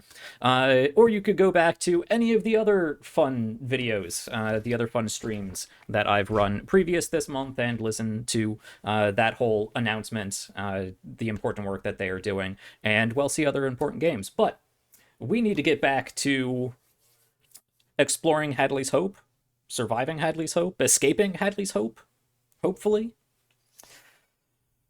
But I will remind you once more before we get started that there are these lovely charity buys just below me on the overlay here. You could perhaps buy rerolls for the players when they inevitably have to do something very dangerous, like when a xenomorph is chasing them down a hallway. Buy them auto successes that will help them, successfully and quickly close doors to bar said xenomorph from chasing them down and buying them dinner. Or, if you want to make things even more chaotic and fun, with a $50 donation, you can tell me to make it harder on them, and I will throw even more facehuggers and chest bursters and xenomorphs of various varieties, and all kinds of other fun stuff that I have at my disposal. We are only $70 away from our giveaway, so even more incentive to drop some donations, as little or as much as you can, primarily because these two organizations are doing such important work. But let's jump back into our story. For a quick recap. Oh, thank you, Everyday Superhero Cast. Thank you. Yes, I was particularly proud of this overlay. I like making overlays. Thank you for joining us. For a quick recap, we have this ragtag team of blue-collar workers at this colonial outpost. The 5 of them, but the important ones of the bunch being Officer Mikwer, the ex-Marine Morgan Hirsch, and Hannah Singleton, a pilot and tractor driver. And they got back to Hadley's Hope after a day or more of being stranded out on this rock, not knowing what was going on because all the transmissions they got back were garbled and confused and panicked, and they come back and nobody's here, everything's upturned, there's warnings being intermittently blared from intercoms, the local drunk spewing doomsday nonsense from wherever he is holed up behind the bar, and, of course, strangely enough, gigantic aliens chasing them down hallways, trying to, eat them, capture them, whatever they may be doing. They are, namely, looking for 2 Wayland Yutani corporate, one corporate executive, and the head scientist that was brought along with this group. Looking for them because they have the key cards required to the shuttle, the only shuttle available to leave Hadley's Hope. Unfortunately, they've not had much luck in finding them. The only other clues they've had was, of course, Wes Osterlin held up in Billy's bar, begging to be rescued, claiming there is something large and not human outside trying to get in. They decided to leave him to his fate. Or the initial intercom message, which stated that all personnel of Hadley's Hope make their way down to the sublevel, somewhere in the sublevel. The transmission was quite garbled. But after exploring this facility a little bit and finding not much aside from a semi-dissected facehugger, some alien egg pods that the group was very vocal about not taking, and 2 large xenomorph drones. One that has been, at least for now, secured away behind what's the word I'm looking for? a door. The A pneumatic big door. doors. Yeah, the big pneumatic doors, the big like hall ceiling doors, and that's been welded shut. But they decided to head up a level, and in doing so, have come pretty much face to face with a xenomorph scout, and that is where we are going to pick back up. You see down this darkened hallway lights flashing, this very sterile, bright white light flashing down the other end of the hallway. And this xenomorph crouched down on 4 legs. This one doesn't have the protruding spikes off the back. It's very sleek, it's very low to the ground, very lanky and limby. And it hisses and roars out in your direction and very quickly begins bounding towards you. You have around you a whole bunch of locked doors and a ladder leading down the way you came.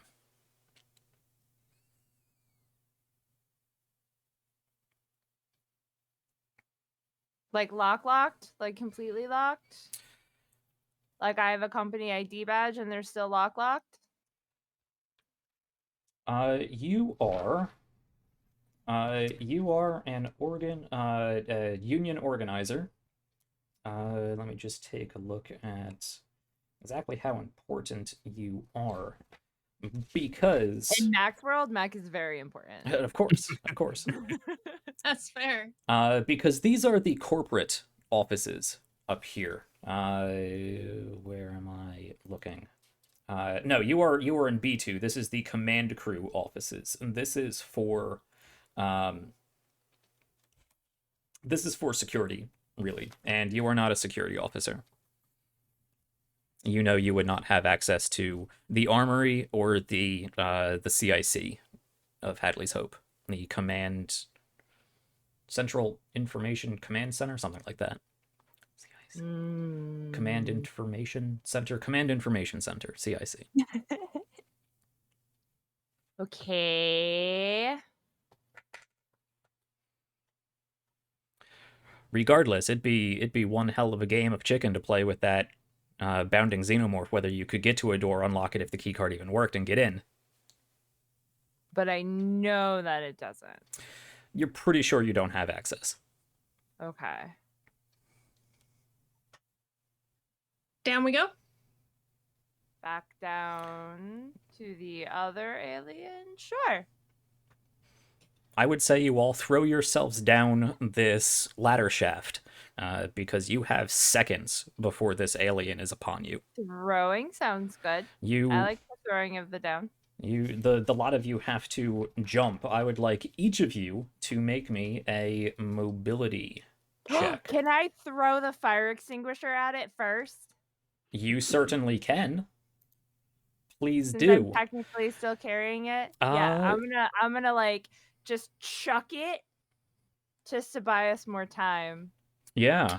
Can I what? I was just gonna say, for half a second, I thought you were gonna be like, "Can I throw Sig?" Get him, Sig.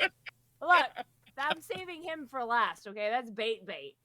Fair. Or them for last. They're bait. My point is, if I can, is there a way for me to like pull the pin and chuck it so that like it starts spraying while I'm chucking it? I mean, you would have Like to have a way to grenade, hold kinda?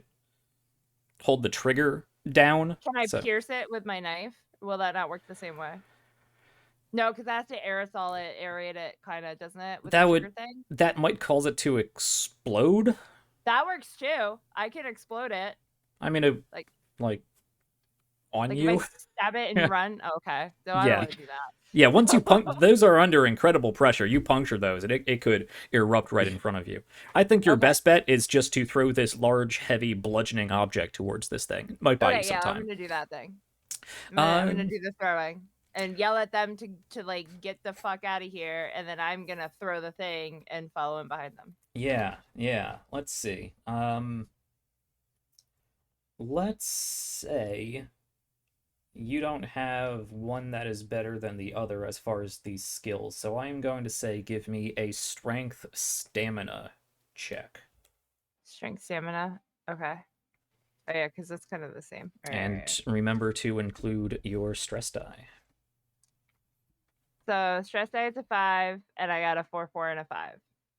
4, 4, 5, and another 5. That's a whole bunch of nothing. Okay. You throw it. Everybody else is jumping back down this this ladder shaft. You throw the tank at it, and it jumps up and just bats it away, and it Rude. goes slamming into one of the large glass walls of the offices. Actually, these are reinforced offices, so they don't have glass walls. It jumps up, grabs it, and throws it behind it, and you can see as it hits the ground, it begins behind it. Okay. I'm gonna jump down the shaft And you now. jump down. I would like each of you to make me mobility checks, so agility plus mobility. You take 1 point of damage for every 10 feet that you drop. We'll say you're about 10 feet up, so you need only 1 success to break your fall. I got 0 successes.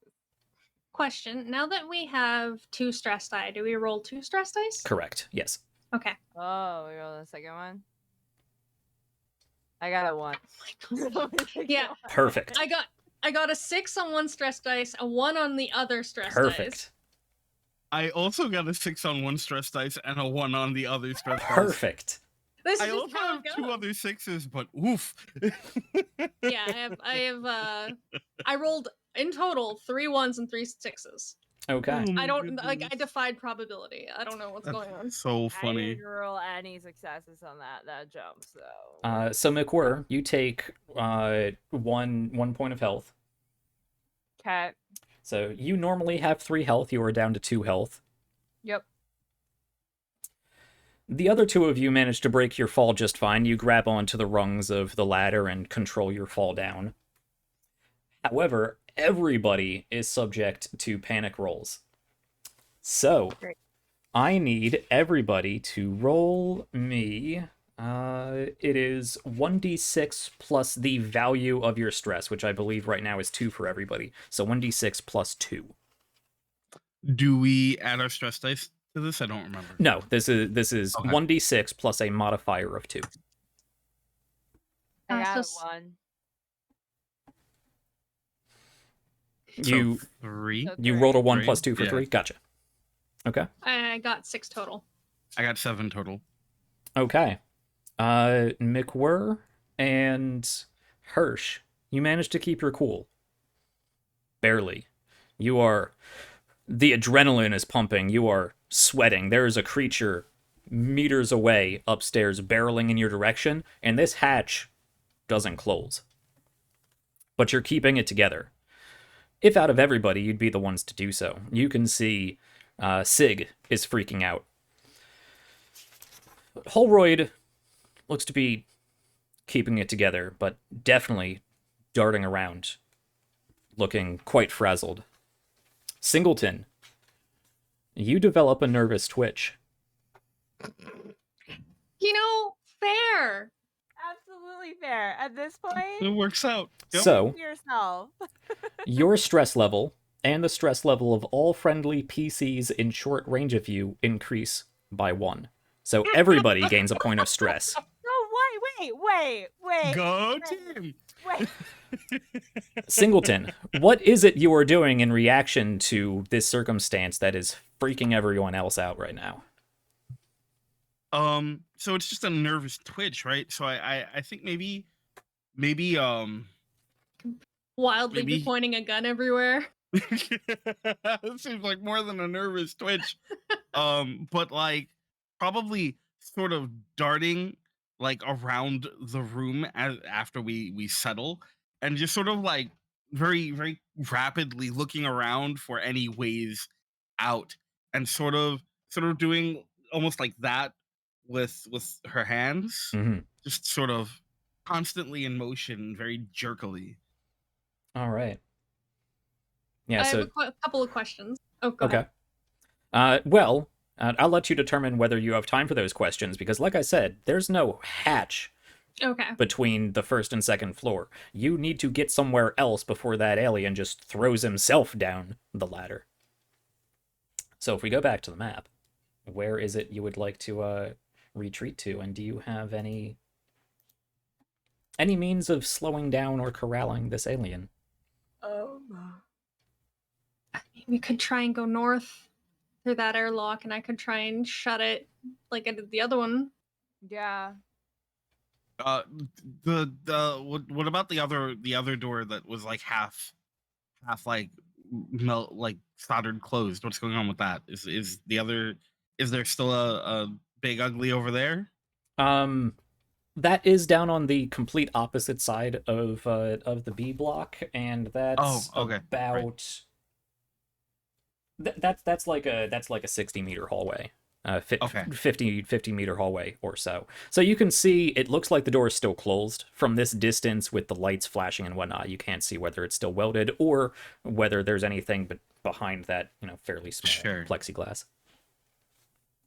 You would have immediately to your north, there is an airlock that goes up towards A block, or you could scramble back towards the west and head outside and back to C block if that was a direction I think you were planning on going.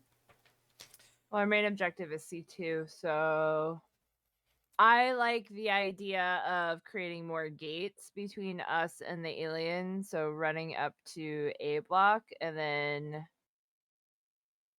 potentially. Here's the thing though.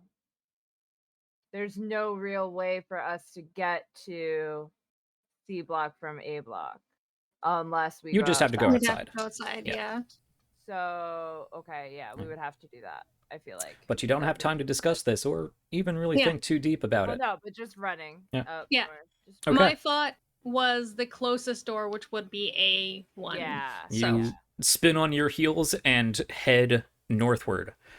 How would you like to try to secure this door behind you? same way I was going to do it before, with welding, but we do have 2 cutters, so someone else can take up a cutter if they want to try and get this door closed. Okay. The 5 of you spin and dash out of this nearby door, and you quickly get it closed.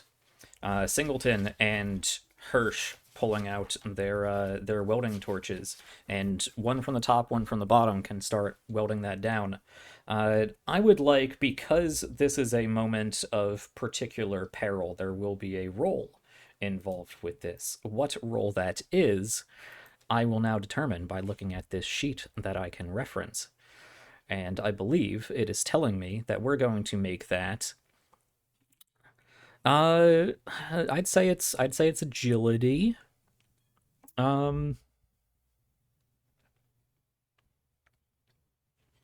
Let's just call it a straight agility roll. We'll throw them if you have points in mobility. We can make agility mobility. I'm playing a little fast and loose with the rules here, but I think it works. How quickly can you get this done?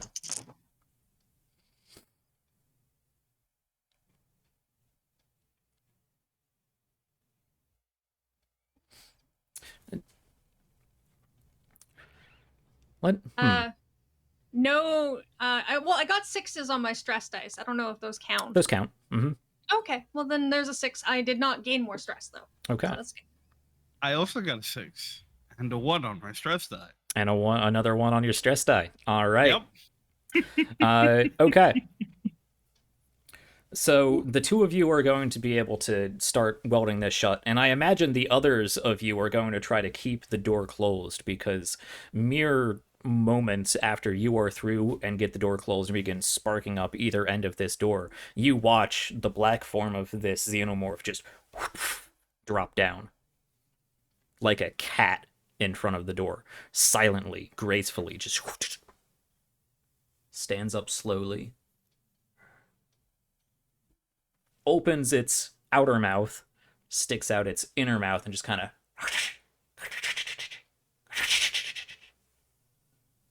Now would be good. Now would be great. I think I'm not going as fast as I fucking can. I'm saying Working on it, Mac. I'm doing it. Singleton, please roll me 1d6 plus your new stress level. Sure. That is a 5. Okay, you keep it together. Oh, good. You still have your nervous twitch, but you're otherwise keeping it together. You don't have time to freak out right now. There's an alien a foot away from you. There's a door in the way, but a very shoddily secured door at this point. This is, I believe... Yes. Okay. Yeah. The two of you begin to meet your welders at about the center when you see the xenomorph back up a few paces. Charge and dash at it and just throw its whole weight against the door. It slams against it hard, lets out this shriek that probably painful to itself in doing so, and the door buckles a bit. Not fully, doesn't give way, but it does buckle a bit. But it holds. Kinda like It lashes scrambles around on the backwards. floor, slashing at the door with its claws, its tail whipping around and slapping and stabbing at the walls, stabbing at the door before it rights itself up, scampers away another few meters, turns around and throws itself back at the door again. Swam! That ain't gonna hold long. Come on, we gotta get out of here. Where are we going? North. All right. Let's fucking go. Go, go, go. You turn around and head northward. You would quickly come to the door heading out westward that you know would take you to Billy's bar. There is the post room to the east, just where you get your mail. And up a little bit further is A block itself, which is really just the north. The north airlock leading towards air traffic control. Does look like there's a ladder in A1 going up to Yes. A2, Uh, but that still doesn't get us to C2. The Right, A1 there's- offices are usually a busy part of the colony with communal office space. But at least for the moment, you don't see anybody here. And it is, at least for the moment, quiet aside from the banging of the xenomorph against the door meters behind you.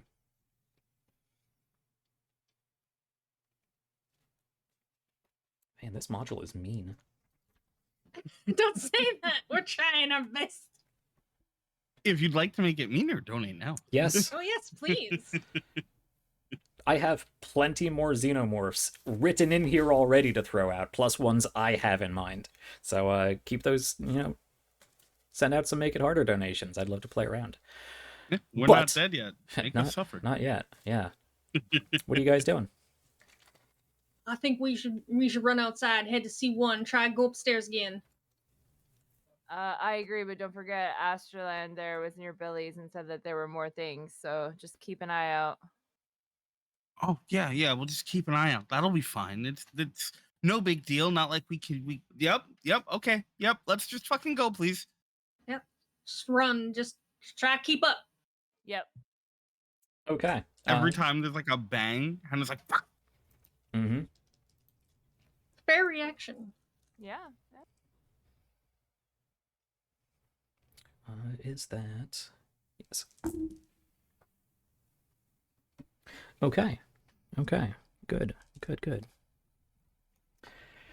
So you wanna head out immediately towards your left, immediately towards eastward, out the door that would lead towards Billy's bar, but it does open up just out into general outside space. There's no corridor or anything restricting you to Billy's bar. You could, of course, head forward to Billy's bar, or you can wander down this small plaza, small courtyard, word I'm looking for, back towards C block. I'd say go straight for C block because we're already kind of in a pinch. And if we get into Billy's bar, it looks like there's only one entrance out of Billy's bar. Mm-hmm. We also previously decided that having a drunk with us, probably not great. We're already doing poorly. Yeah, We have Sig for bait, so. Yeah, we're all set on people. We want to go down, not up. Yeah. You all dash towards the southwest, making your way back towards C block. I will remind Singleton, though, that you You saw movement back in C2. You're not sure what it was. It didn't sound or look nearly as big as whatever's chasing you right now, but you saw something. And then, again, you hear metal on metal. Twang, twang, twang. Coming from Billy's bar. Well, looks like whatever was there got inside. Let's keep moving. You keep Yep, moving. yep, yep, mm-hmm, yep. You head back into C block. You are met with the same commercial offices that you originally came through before. The door opens no problem, and there is that ladder just towards your right leading up into the second floor of these offices, towards the corporate offices. I say we go ladder. Yeah. No slowing down at this point. We're all stress 3. Let's go. Yeah. Oh wait, yeah. I think Singleton's stress 4. Or Nice. Uh, So these are the Wayland Yutani offices specifically, corporate offices, with windows that offer a gloomy view out into the courtyards of Hadley's Hope. You know that up here is the office of Supervisor Al Simpson, up in the northeast corner, which was recently commandeered by Miranda Reynolds, the Wayland Yutani representative that came here.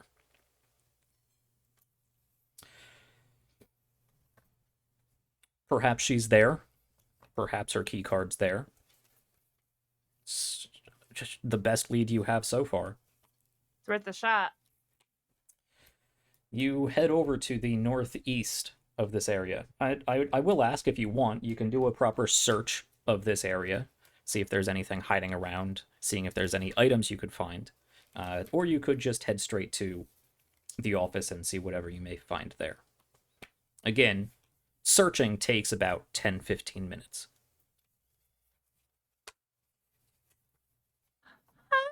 If I want to lollygag any longer, I think just heading straight to our destination might be for the best at Mhm. this point. that's why you're in charge. Yep. I'm a little quieter at this point because I know my story about apple pie kind of got us in trouble earlier, but I'm just like, yeah, I get Mhm. it. Let's hurry. That was the exact wrong time to use that ability. I know what Anyway. I did. So you can head to the northeast corner of this office space.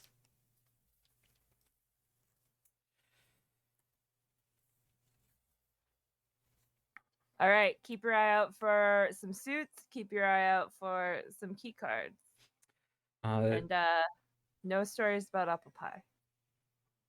I gotcha. And Why? keep your eyes out for those demons. Dutch fucking dare you to bring up that goddamn apple pie again. Swear. So you get to the door with the placard above it that says Supervisor Al Simpson. It's not a super fancy office, not even as fancy, not nearly as secure as the offices in the command crew quarters, B2, but nicer than some of the offices that you're used to. There's no large glass wall that that would allow you to look into some of the labs or scientific offices. There is just, however, the doorway that leads into this office. I assume you go over there and interact with the Yeah, card I panel want to keypad. see if I can get in there. It is not locked. It Yes. opens up. It's dark inside. It's dark in this room. You can see the dim emergency power flickering from the hallway that you are in spill into the room. and you can see there's a desk and a chair behind that desk. And it looks like it's turned around. You can see it looks like there's somebody sitting in that desk, just sitting towards the wall.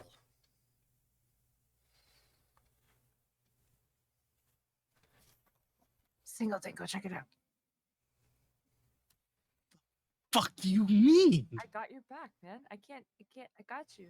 I'm fucking Sig. Why is it always Sig, go fucking check it out. Sig? Don't worry, I got you. And I like slowly take my weapon out and start like pointing at the chair. Okay.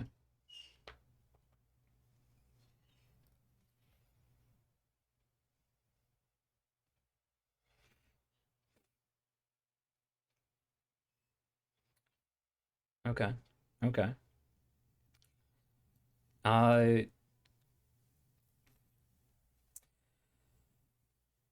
Singleton, you are trying to convince Sig to go do this. Go Yeah. ahead and make me a, what's it called? Manipulation? Yeah. Yeah. Empathy manipulation. right? Empathy manipulation. Poor Sig, by the way. Yeah. Bullied so hard. So badly. Ooh.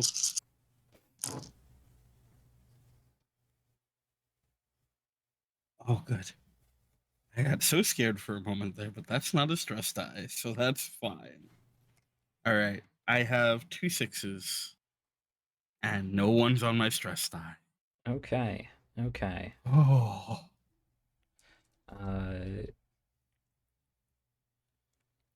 Yeah, Sig has no chance of beating that with an opposed roll.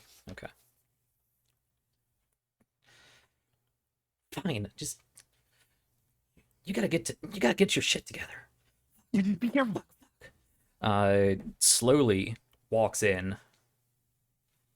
Does Sig have anything on their person that might be interesting? Not really. So I'm like standing behind Sig and like have my weapon kind of like over the shoulder. Yeah. What do you have? Just a bolt gun, right? Yeah, you know, just a bolt gun. Okay. You move in slowly behind Sig, bolt gun over their shoulder. Sig moves around the desk. Gets to the chair, reaches out, pushes the back of the chair, and it creaks as it spins around. And you can see what remains of Miranda Reynolds.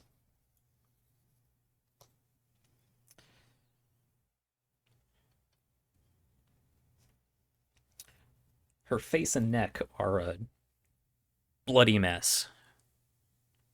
Torn up. There's a small gash just right in the nose area that looks like something forcefully punched straight through the front of the skull. Blood dripping down. Head sort of slumped back. Body otherwise slack. However, there's a key card that hangs on a lanyard around her neck. I would like Sig, who is an NPC and doesn't track stress, and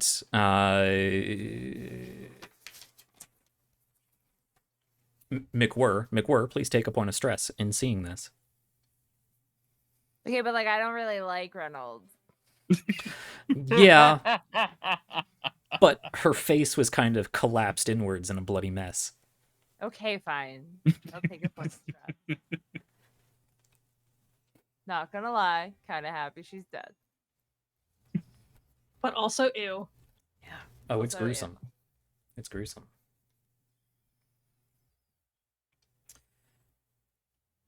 But yes, there is blood and brain matter, bits of bone, sloughed down the chin, neck, and torso of what remains of Reynolds, covering this keycard.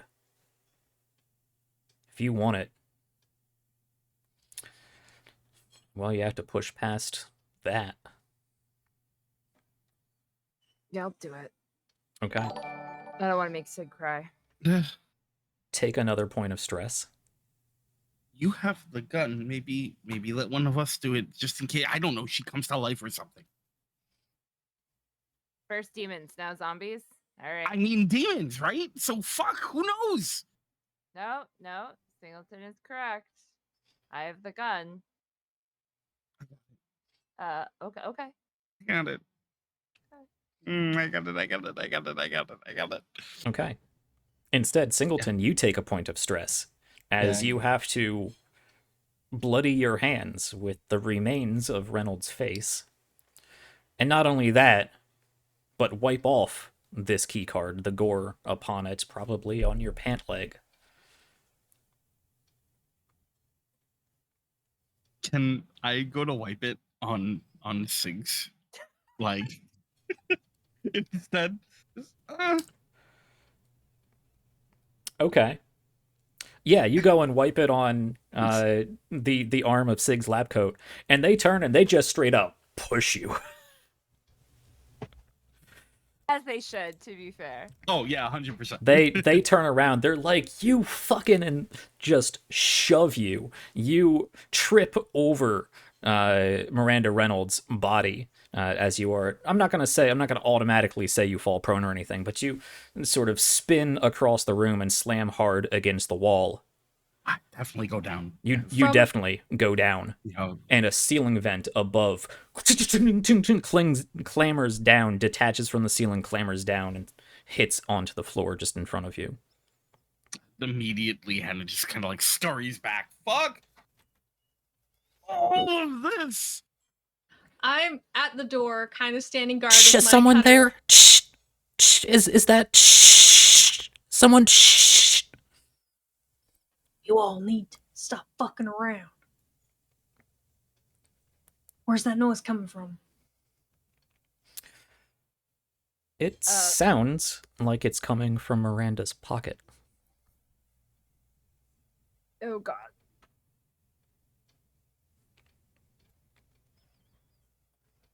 I'll reach into Miranda's pocket reluctantly and grab said device. It is a standard communicator. There's a Who is light this? blinking on it. This is, God, this is Kaminsky. Who Kaminsky. who is this? I've been. Where's Reynolds? Well, Reynolds will not be joining you anytime soon. Where are you, Kaminsky? I'm in the med lab. I'm in the med lab. The med lab. The med lab. E block, second floor, E block, med lab. Second floor. Hey, Kaminsky, I have a question for you. What? What the hell are you? did you guys do here?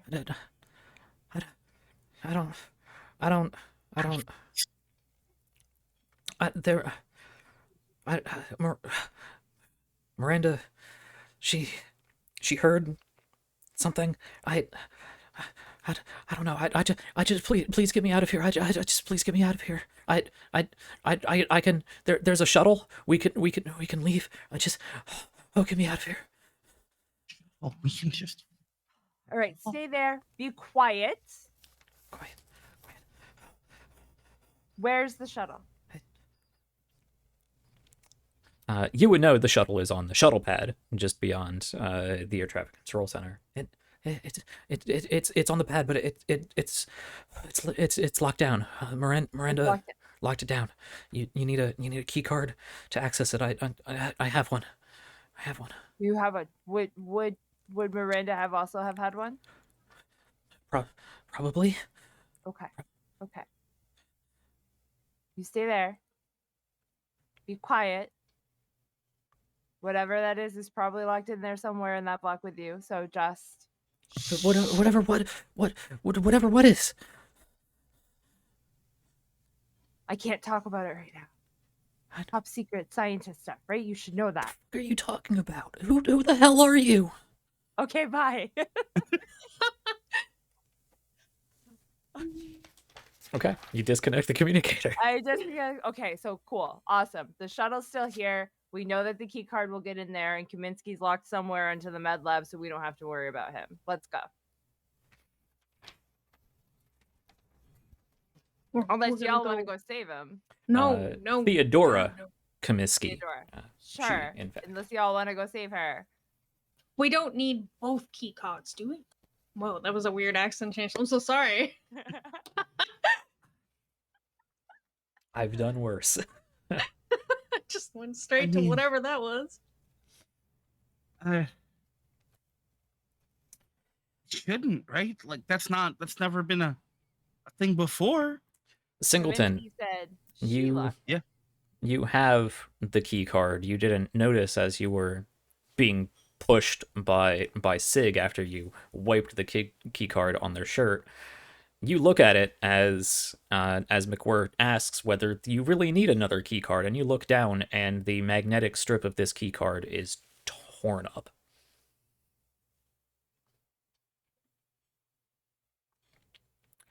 There's no way that was done accidentally. Fuck. What? Fuck. Okay.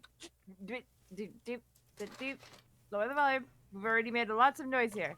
What? And she just throws the key card at Mac. Oh, Mac looks at it. It's like, fucking A. Alright, looks like we're on a rescue mission after all, huh? Sounds like a panicky mess too, and we're already a panicky mess, and this woman's just gonna make it worse. Yeah, well, everything she touches. You hear clamoring above you. Okay, We gotta go. not the time to think about this. Let's head over to E2. How? I think we have to go back down outside into the I can't read that. What if There's we a hit building. One. By the casino, is that what you're talking about? Mm-hmm, yeah. Mm-hmm. So There's go no way from downstairs. C to E, actually. Hold on. If we go downstairs and then go in through the south lock, that's not the one that we. There's a ladder right near a south lock. Mm-hmm. I would say let's do that. Go outside. If we run outside, past the casino, past the vehicle entrance to south lock of E1 to hopefully Go around it. Okay. yeah, run that. Yeah. Because we know there's one in B1. We know there's something in E1. So if we can just get into the ladder. Mm-hmm. Okay. Is question, have we, when we've gone outside previously, can you see the landing pad and like No, it is behind a big wall. Big north okay, gate wall. okay. I see. All right. But I would like to check something real quick.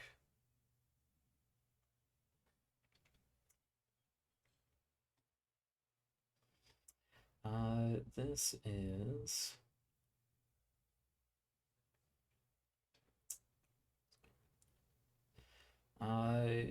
really they don't have a stat for that. That is surprising.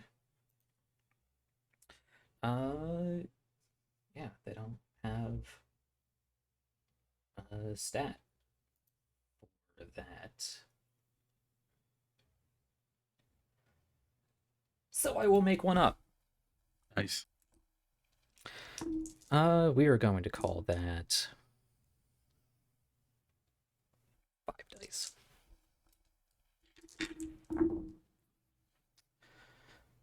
Okay.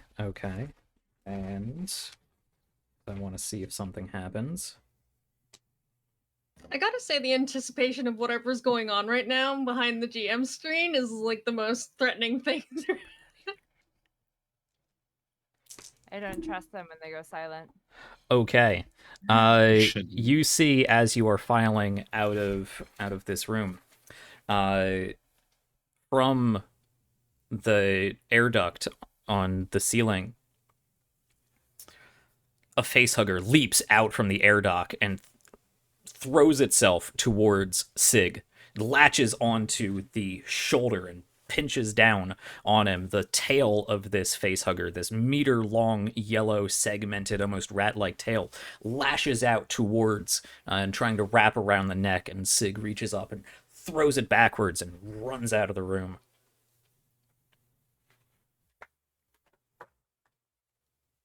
Man, I was gonna facehug Sig. It didn't work. Dun, dun, dun. I say we run and follow. You run. Yes. We all run, and I close this door. I'll be last in line to do this, Okay. but I don't want that thing You coming close after the door. us. That's good. Facehuggers are one of the few things that you can actually reasonably run from. They're kind of flopsy. Man, that was sneak attack and everything. Come on, Sig. Maybe So your Sig is plan? more equipped than we thought. Yeah, yeah. So the five of you rush out of. So what was the plan here? While I was looking that up, you are where in C2? You Leaving, need to we're head in to E2. C1. C1. So the plan was to leave C1, head down the vehicle entrance, and come up through the bottom through South Lock of E1 to hit that ladder without hopefully running into whatever the fuck we locked in there. Okay. There might be a xenomorph at the northern part of E1. I think that's where we left it and welded that door, but we're hoping to like bypass it. Mm-hmm. Would I possibly know what kind of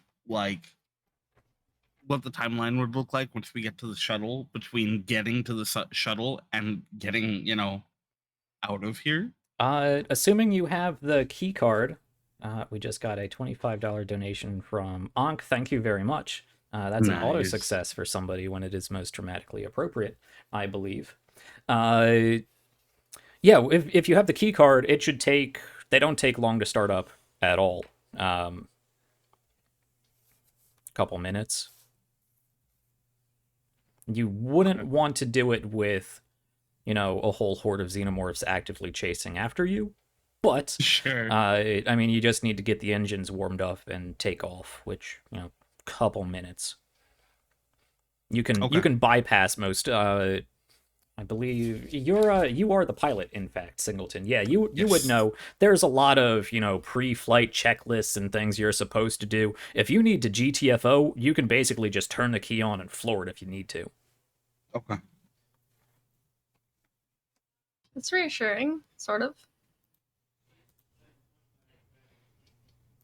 Yeah, it makes my my 5 stress feel much better. Mm-hmm. So, because I think we've long since abandoned whatever stealth roll you guys had been using with all the shouting and conversation and running about you've been doing, I would like, I believe it was McWurrigan who had the lowest stealth roll, lowest mobility roll, to give me another check as you try to quietly infiltrate E1 again. Got this, man.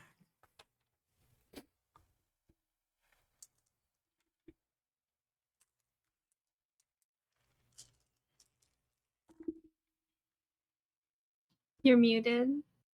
I got 1 6 and a 6 on my stress die. Okay. So That's 2 good. 6s. Yay! I don't know how you're supposed to. I have words about this game when we're done, but we're just gonna go. Let's go with it. I think it's a super fun game, and there is absolutely nothing wrong with this game, but man, this module is mean. So, the lot of you make your way down outside of C Block, down through the courtyards between the western end and the south end of this complex, and you can make your way to the south airlock. Now, of course, I've been saying airlock, but the atmosphere is breathable. They're not really used as cycling airlocks too much anymore. Not except for long stints outside. So you don't need to go through the decon process. Loud hissing, spending a minute or two in between those doors. You can open up the south lock and make your way inside. And then head straight for the ladder. Yes, immediately to your right, you can climb onto the ladder. And I'm just going to make a note of something, and we're going to move on. I'd like to hang back just a little bit. To what end? I would like to create a tiny bit of distance between myself and the rest of the party. Okay. Sure. You make a point to be the last one up the ladder. You allow everyone to go first. Before I make it all the way up to the ladder, once everyone else has made it up, I stop about halfway. I'm gonna reach into my my jumpsuit, and I have a M314 motion tracker that I would like to bust out. And Now you bust out the Yes. motion tracker. I do. Okay. Just kind of as subtly as I can. Okay. Okay.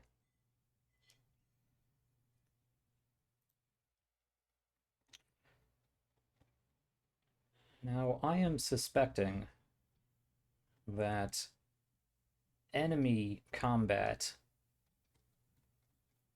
functions differently from player combat, and unfortunately, it is neither explained in the combat section of the book, nor the xenomorph section of the book. So, oh no, here they are. Here they are.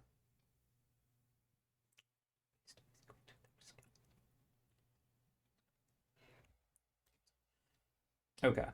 So what are you doing with this tracking device or this motion tracker? I would like to see if I like moving it around, get any hits on anything that's not the people directly above me. Okay. Yes. Yes, you wave it over in the direction of the labs that you were in before, the one with the facehugger and the eggs. And you point in that direction, you do get a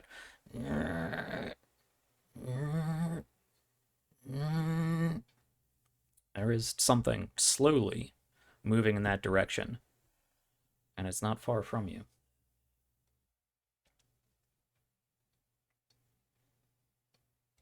Does it seem like it's moving towards us?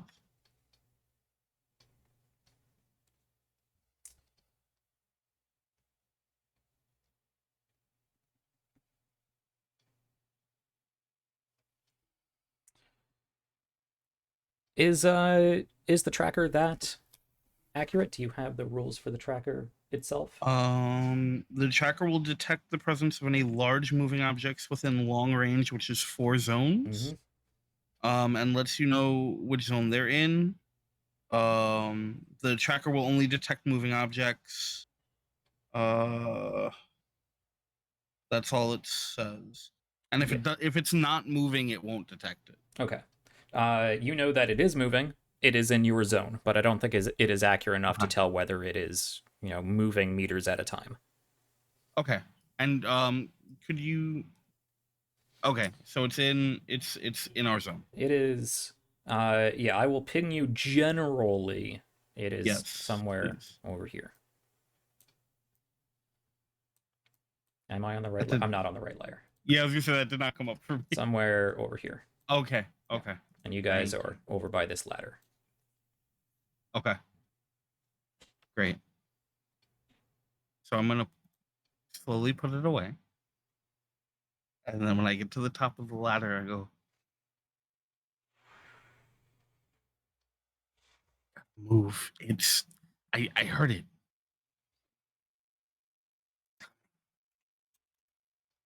We need to go.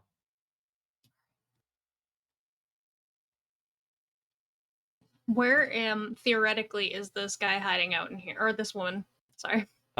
Yes, in the med lab, which is, where's the med lab? come up from this ladder, It's turn a right, Aw. second this room. door. Yeah. Yeah. I would say we go straight there. Mm-hmm. Yes.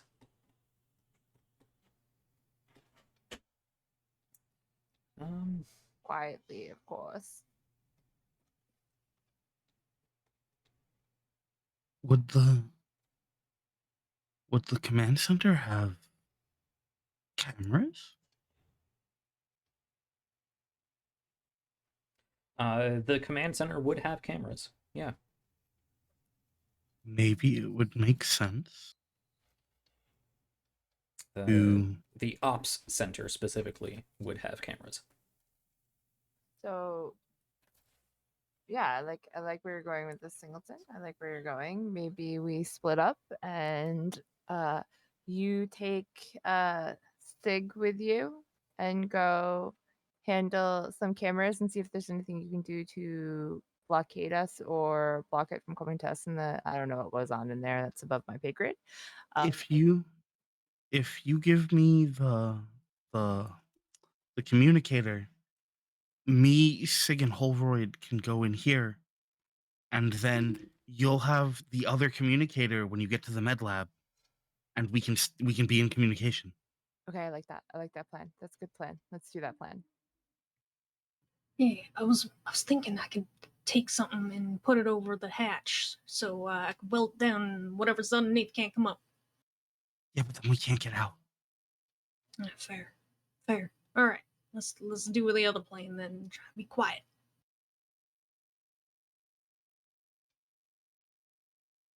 Yeah. So me and Hirsch are gonna go to the med lab, and they're gonna go to the command center thingy. Okay.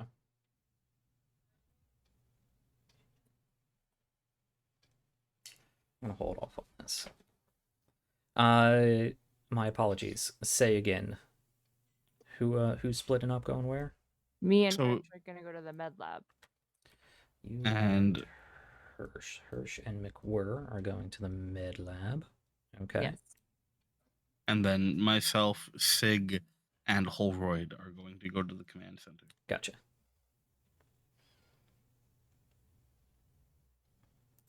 Okay.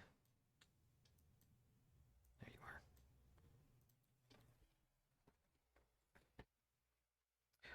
Okay. All right.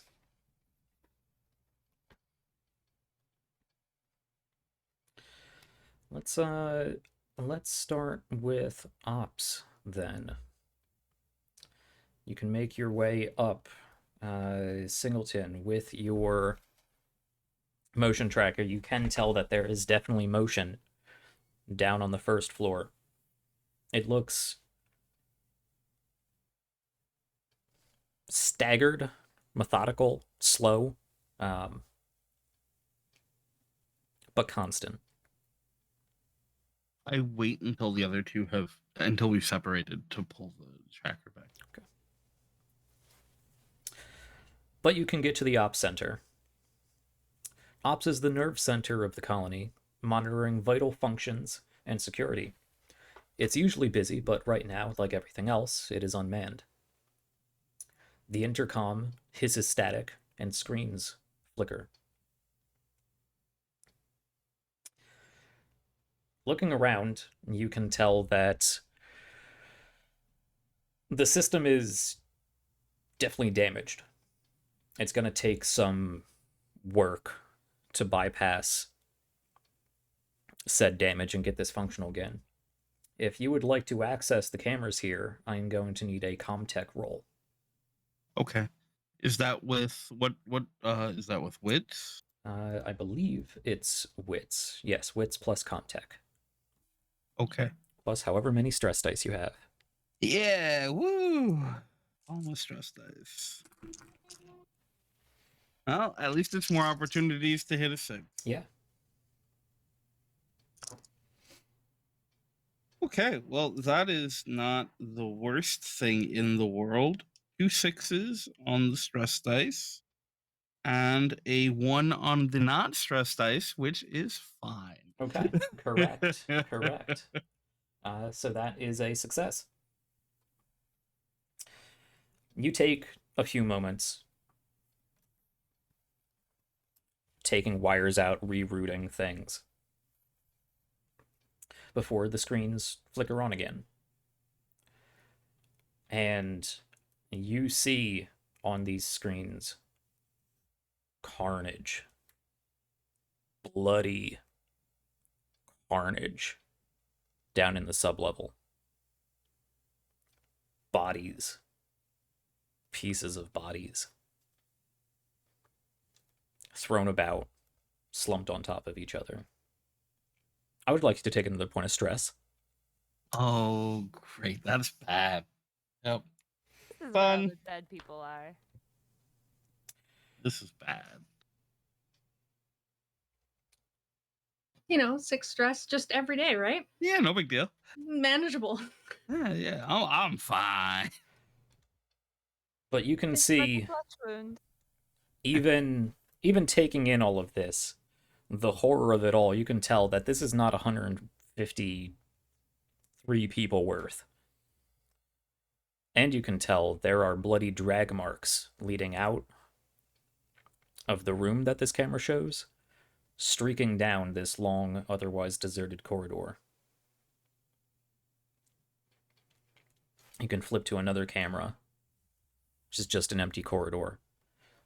Flip to another camera,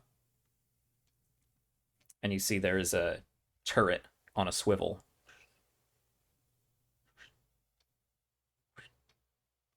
And you flip to another camera, and you see the bloodied boots just being dragged off screen.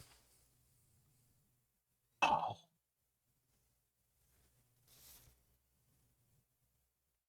Where do I know which camera that was? Is that still on the like sub level or?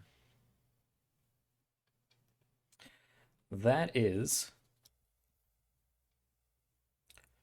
up in A block.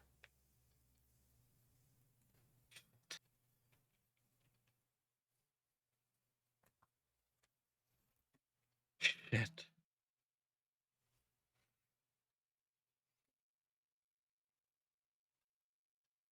It is at this point in the module where it says you see your first actual glimpse of a xenomorph drone. That didn't happen that way.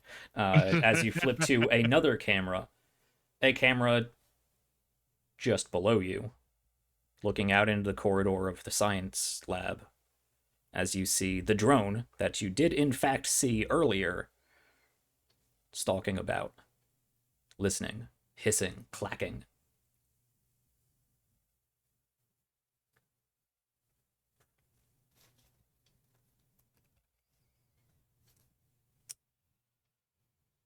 Back in the med lab,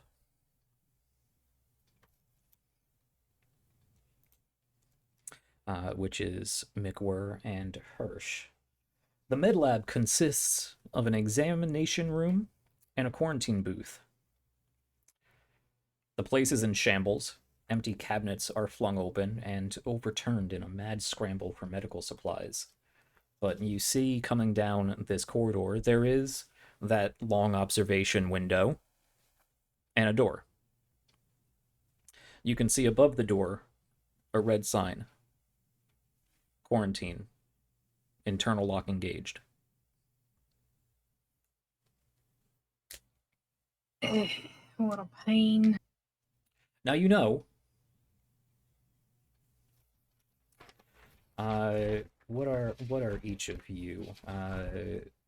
Hirsch, you're the cleaner, and of course, McWhir, you're the union organizer.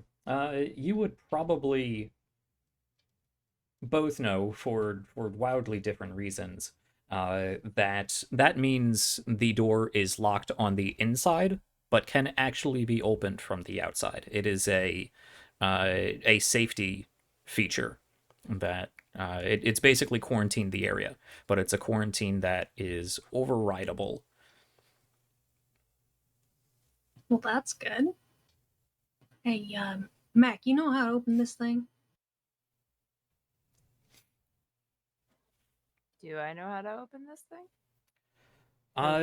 Yeah, It's a fairly simple procedure to unlock it from your end. Okay. You Then I make your want way to obtain. towards. Yeah, you make your way towards, and you can see from this now different angle that you approach. You can see laying on one of the examination tables a still body of a man. Not bloody, not a mess at all, but still. And sitting on the floor against the examination table just next to that one, you see Theodora Comiskey, up knees to her chest.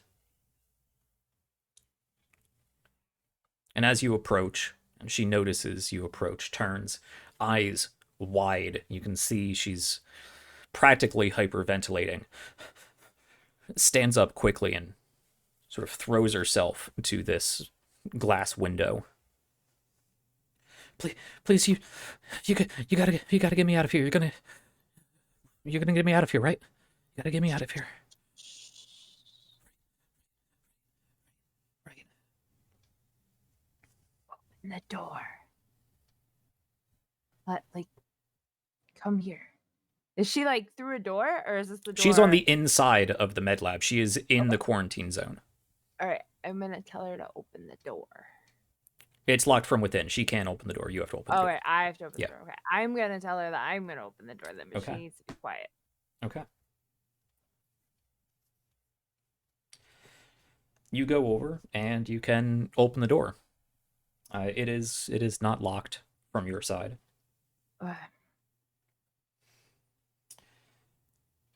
The door opens and she throws herself out towards you. Kind of a hug, thank you for rescuing, and kind of just throwing her whole body weight out of the room as quickly as possible, and you just happen to be in the way. And she is sobbing. She is hyperventilating. She is sobbing. She is a wreck. She is shaking, holding on to you. Ma'am, you gotta calm down. Yeah.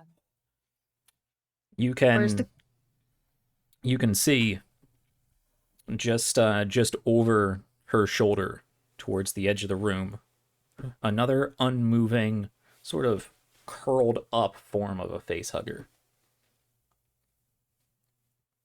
Can I use my like empathy / manipulation or command to like try to get her to calm the fuck down? Yeah, you can. It's written right here. So go ahead and make me a manipulation roll. See if you can calm her Okay. down. Get more information out of her. 1, 2, 3, 4, 5, and then 2. All right. So this is. I got 3 6s out of that, and then I need to roll 1, 2, 3, 4. Another 6, so 4 6s and no 1s on my stress die. Okay. You take some time, probably with the assistance of Hirsch there. Yeah. You do calm her down. It takes a bit. She's almost lost it. Okay. Right, I told you before. Miss Reynolds, she intercepted a communication from one of the offices back on Earth. And she put together this team. Real fast. Told us not to. I don't think it was on the books. I don't think anybody knows we're here, or that anything's wrong. Not except her. I don't know what that transmission was, but her eyes lit up like it was something big. She knew about. She knew about.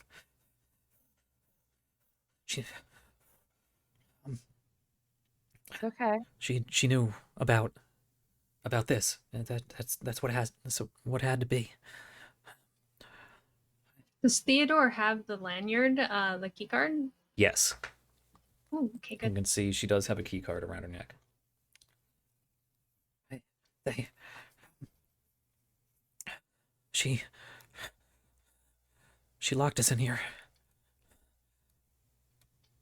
with.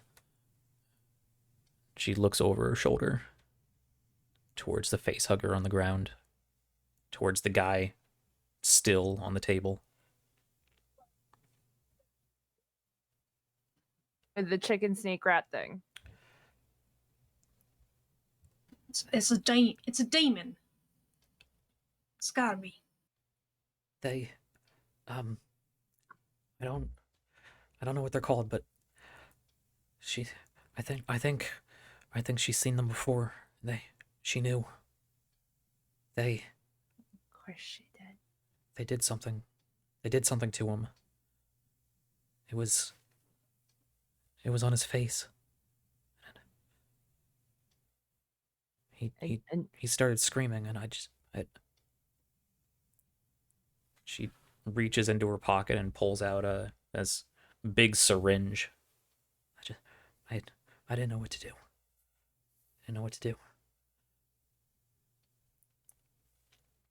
I would like both of you to take a point of stress. Yeah. Yeah. Crazy lady has a big syringe needle. In cursory inspection, it is a large needle of morphine, and she is basically admitting to mercy killing this guy. Yeah. After he was writhing in pain after the face hugger creature came off. Okay. Well, did the right thing. We gotta collect the rest of the group. We gotta head out of here quickly as possible. Do you have your communicator with you?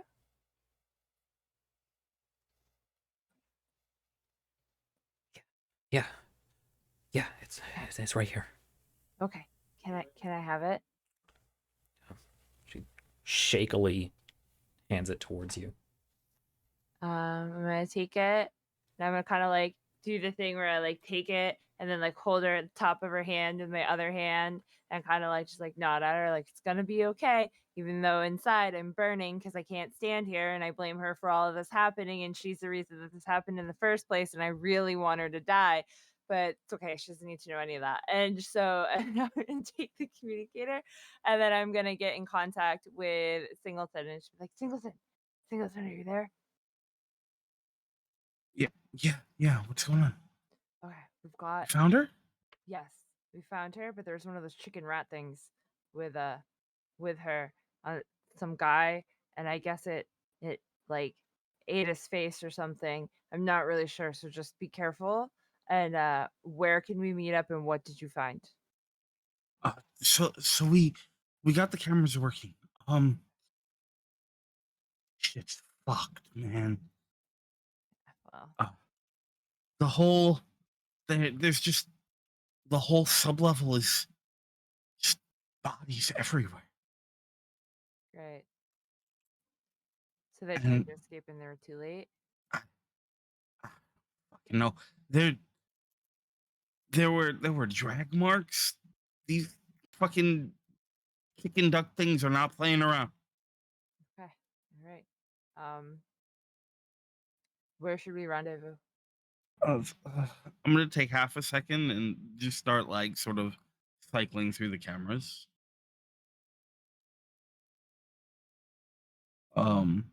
Is there any like noticeable activity anywhere? Not since you've seen somebody get dragged away in A1. And the drone just beneath you. I think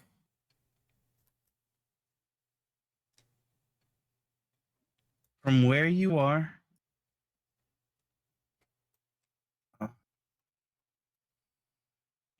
You can see it's coming over to the ladder that you guys went up. just meet us here at ops.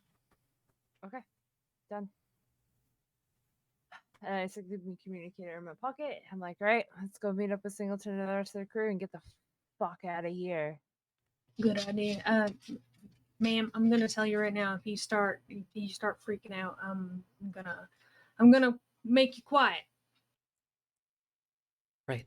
No, we just got to get to the shuttle now. Mac has Agreed. newfound respect for her just a little bit.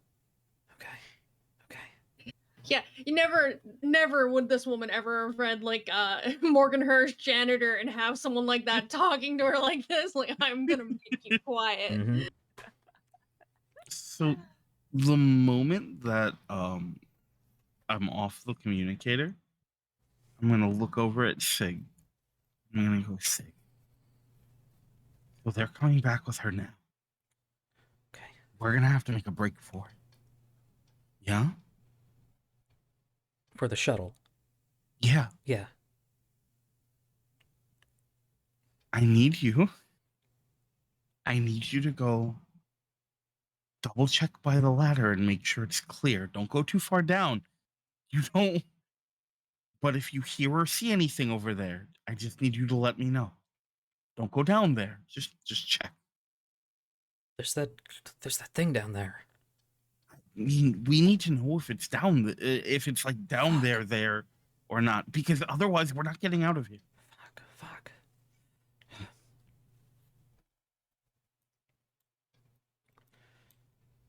We could go back through B block. We could try, but there's the one on the other side that we don't know where the fuck it is now. At least outside we have. There's the casino. We could go to the casino. Yeah, because that's gonna. Yeah. It's the one way where there's not one of these giant fucking aliens. Maybe. But it's gonna get a lot harder to move quietly when they come back here with this woman. Did you hear her before?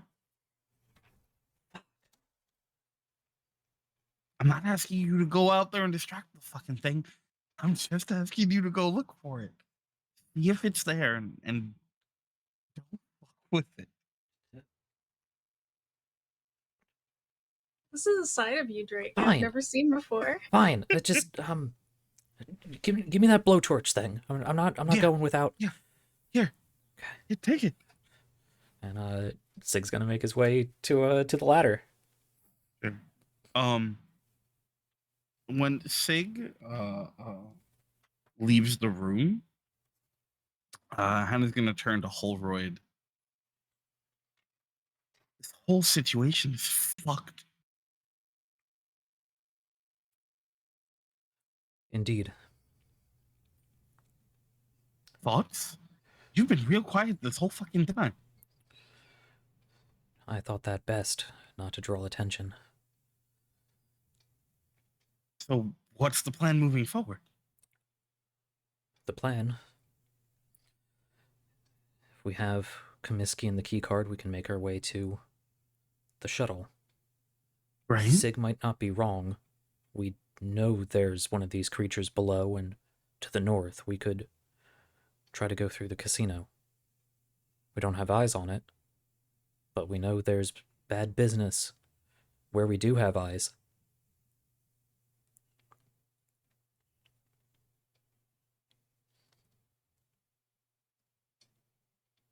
And you think? And then what? Like, where do we even go? To the shuttle. Yeah, We make a but run when for we're it. on the to where? Away. Where?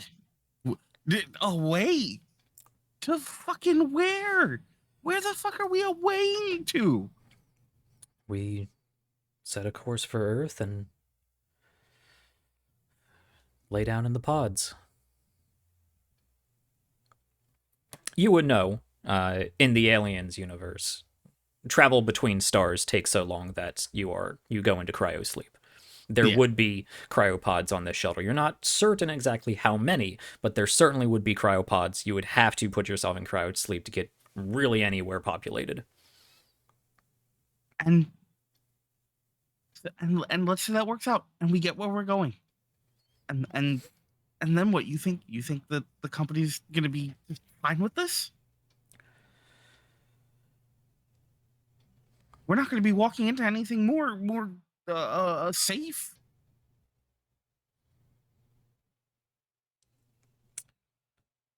The company...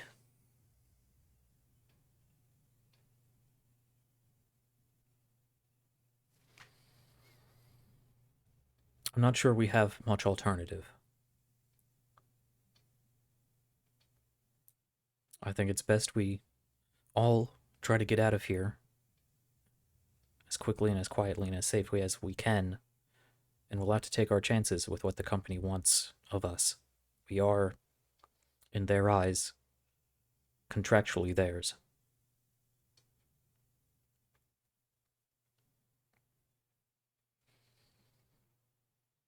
It's better than remaining here.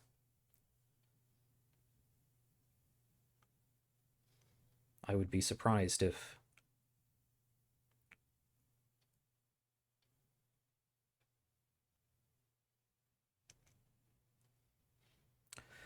I'm sure they would investigate, but I'm sure it would take far too long to rescue us. Yeah.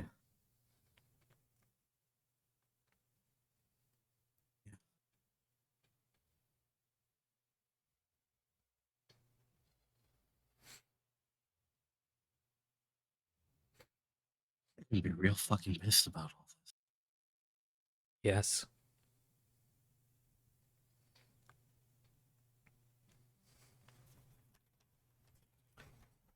I should see that Sig is all right. Yeah, you do that.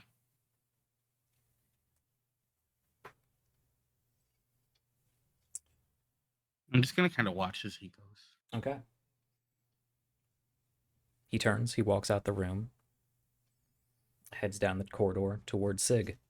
And I believe in doing so... no, Sig just needs to walk across the hallway, and the other two, Hirsch and McWhirr, and Singleton, not Singleton, Comiskey, can make their way to Ops. So you wouldn't actually pass by Sig or Holroyd on the way. But the three of you can meet back in Ops.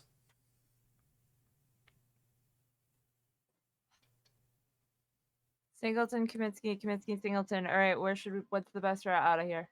I think the best way to go is to try and go through the casino, but we gotta move. Oh yeah, I was thinking about maybe the vehicle bays, grabbing one of the cars there. But we gotta go. Yeah, either way, we gotta go. Okay, where is everyone? Come back. They went out to check. And they haven't come back? They haven't come back, but we need to move. I imagine that that Singleton is on one side of a computer console, so you can see the cameras, and the other three are on the other side of the computer console and can't see the cameras. And you see just below you, Singleton, this xenomorph drone stalk forward. Look up the ladder. Turn. You can see Sig just kind of lean forward. Actually, you probably can't see Sig, but you can see the shadow that Sig casts down the ladder shaft. And the creature slowly turns, and its tail whips out. Whoosh! Slams forward up the shaft, this tail that's probably 2.5, 3 meters long, shoots up the ladder shaft, and you hear a gurgling scream from 3, 4 meters down the hallway.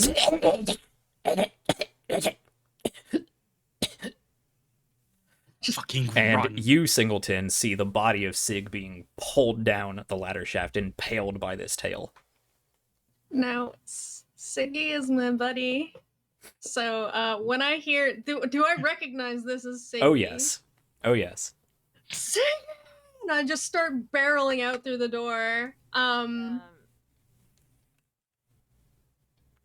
I have a chance to stop Hirsch from barreling out through the door? I believe this would be a good time for a contested strength plus stamina roll. Ooh. Strength plus. And of course, remember to include your stress die. But it is an opposed roll, whoever rolls the most successes.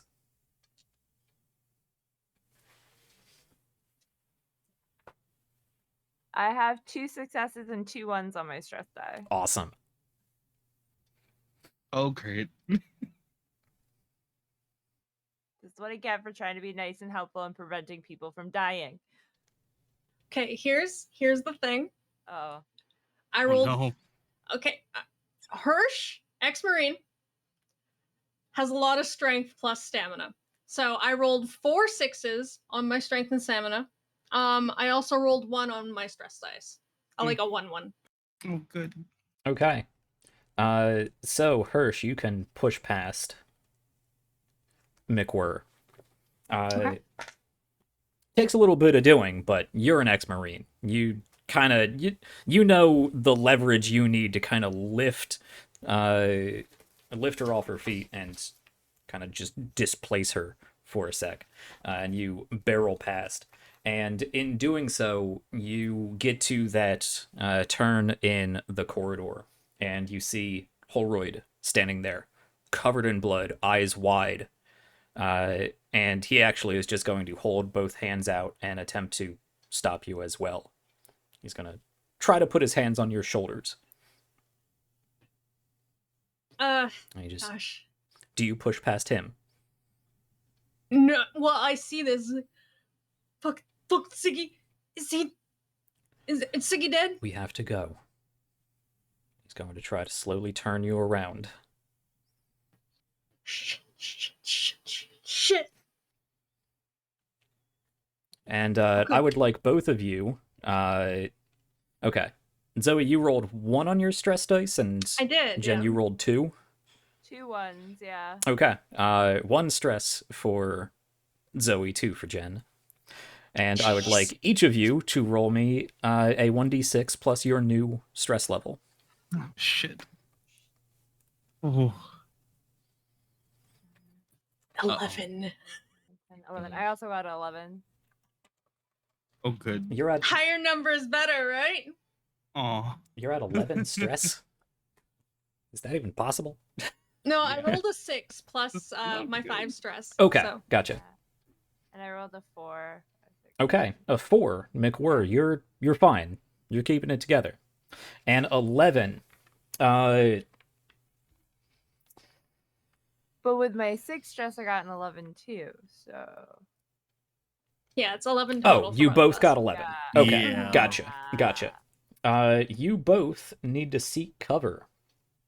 You must use your next action to move away from the danger and find a safe spot if possible. Yada yada, combat stuff. Yada yada, more combat stuff. Flee to the casino, or were you like stuck where we are? I was thinking fleeing to the casino because that's like that was the last place mentioned, and it. Yeah. So you guys are already going to be fleeing to the casino anyway, so that is going to be built into that. The two of you are just going to be moving with abandon. You're not moving stealthily. You're not moving tactically. You are bull rushing towards somewhere safe, which might be the casino. Both of you decrease your stress level by 1. Oh, okay. And in ironic equilibrium, Singleton, increase your stress level by 1. Thanks, guys. That's You only get fair. left behind. That's really bad. I'm at 7 stress. Okay. Jeez. Fine. I should make a note here. It's Zoe and Jen, and you were up here. Okay. Interesting. Okay.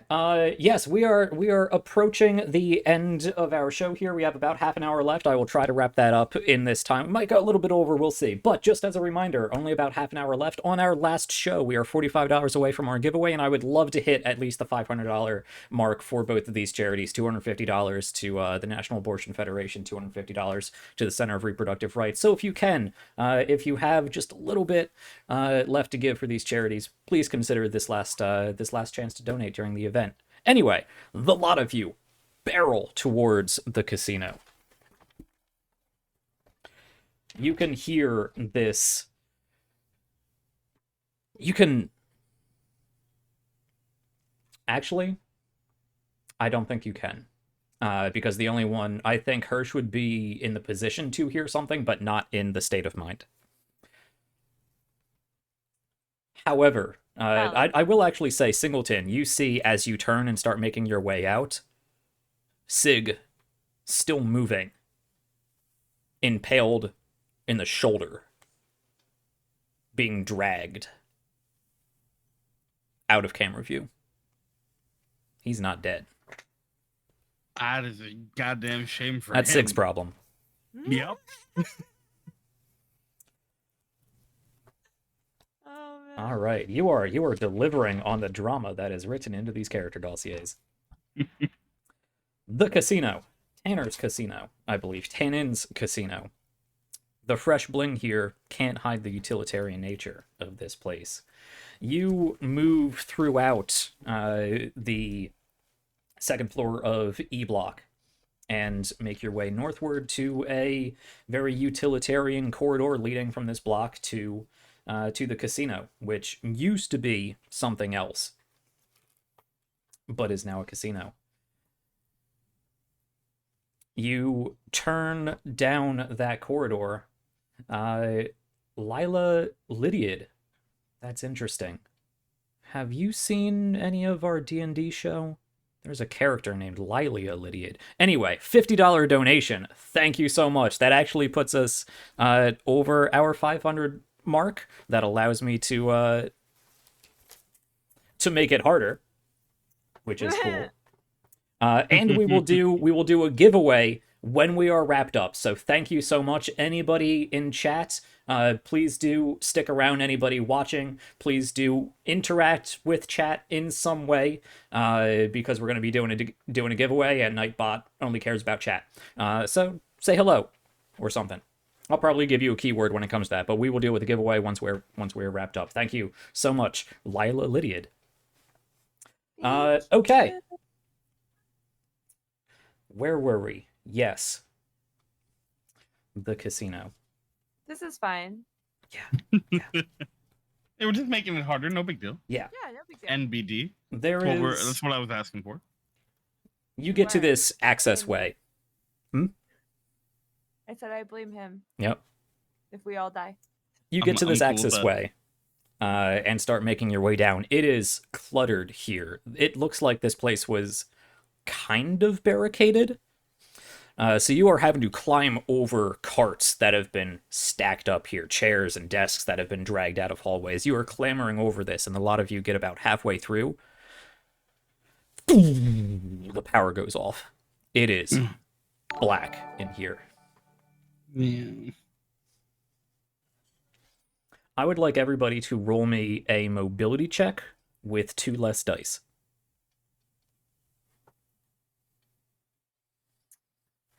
You really want. If you insist.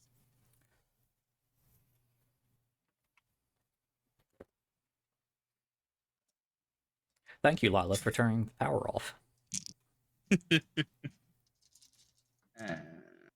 7 of Don't worry, it gets the worse than that, stress too. dice. I got 2 6s on my stress diet.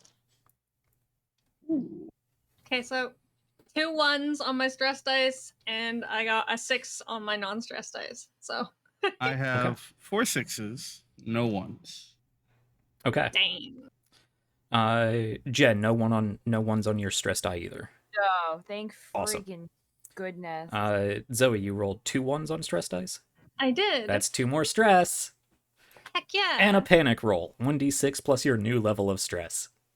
And we're just sort of dragging the doctor along with us, right? Pretty much. Yeah, she's Okay. And she's in a babbling and really bad shape. hyperventilating. Yeah. 9. Okay.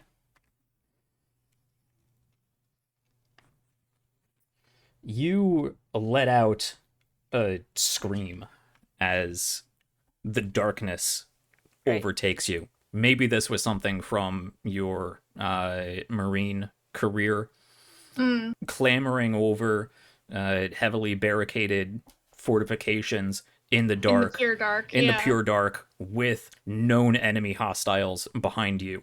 Whatever it is, you freak out. You let out a scream. Yeah, it's like a pure animalistic, like instinctual scream. Just, I'm not gonna do it, but Right. it is bellowing Right. through this casino. Your stress decreases by 1.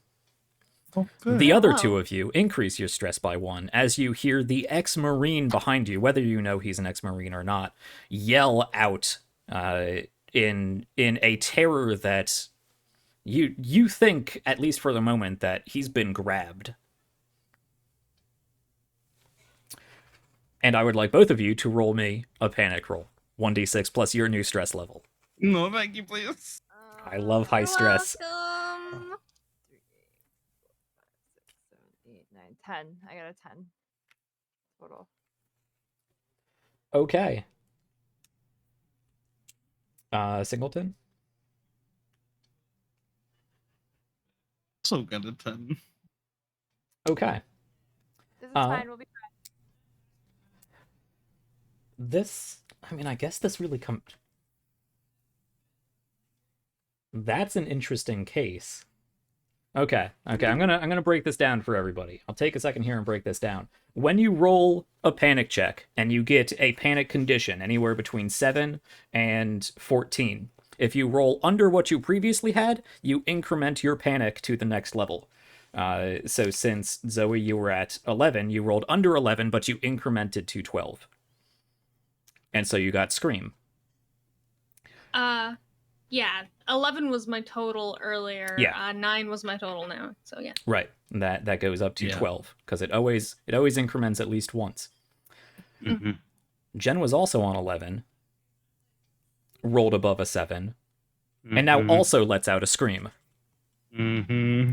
As both of you in this corridor succumb to, I mean, I don't know if mass hysteria counts for only 2 people, but McWhirr, We'll see you if let it out a spreads. scream. please. And this is where it gets potentially doom loopy. Because McWhirr, you lose a point of stress, and the other 2 of you gain a point of stress and need to roll yet another panic roll. Yep. Oh, so we're just literally in here hyperventilating, screaming. You guys are at each freaking other out. Yeah. And just having a grand old time. And giving away your position to every xenomorph on this base. It's fine. We'll be fine. Drake, what did you roll? 10? So before I rolled a 10, yeah. Okay. You are frozen in fear while they are screaming. Great. Another $5 donation from Mish Muffin for a reroll. That's not... I could say you could use it for a panic roll, but you have to roll less. You have to roll a 6 or below to not get a panic effect. So To be fair, we do have a floating auto success. We do. We do. Yeah. You could save that for one of you to pass a panic roll. If what's everyone can I ask what everyone's panic is at? Is that okay? Both Zoe and Jen are at 12 on their panic scale as far as the effect they are under.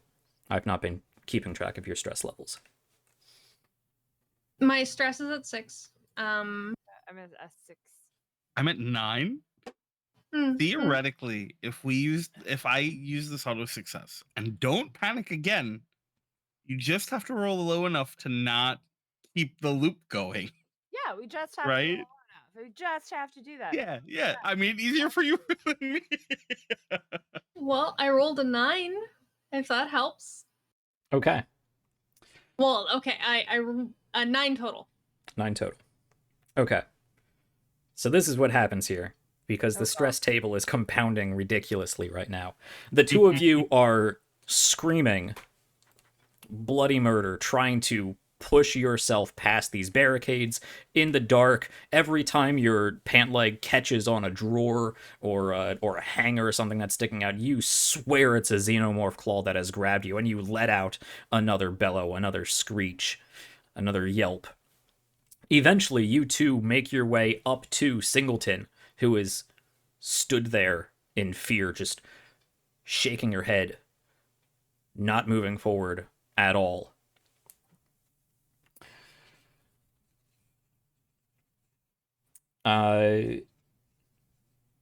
Jen did not need to roll again, so you can keep going. Zoe increments up to flee, which makes sense. You grab hold of Singleton and just with your whole force just start barreling through the remains of this barricade. I would like to grab the doctor. Can I do that? Or Yeah, am I that still the doctor is being pulled along by Okay. sort of this whole commotion. Yeah. We Yeah. can leave the doctor behind. This is mostly We're doing great. Oh yeah. Team building exercise. how is there's got to be rules against this. I'm gonna call it there because this would cause yet another panic roll, and that's too much. Yes, you all flee. There's got to be something about compounding panic rolls. I mean, maybe there's not. Maybe this is just where the story ends, as you all collapse catatonically in fear in this corridor. But I don't think that's interesting. So you steel yourself, screaming, throwing each other over these barricades before you slam into. Oh God! You slam into the door of the casino. It opens up. You go tumbling forward into a pile of bodies, and you all take another point of stress. As you tumble forward, you fall into this cascade of gore as the door opens.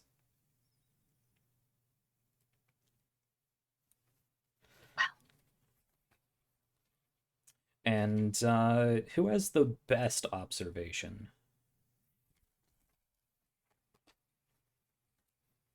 I have 6.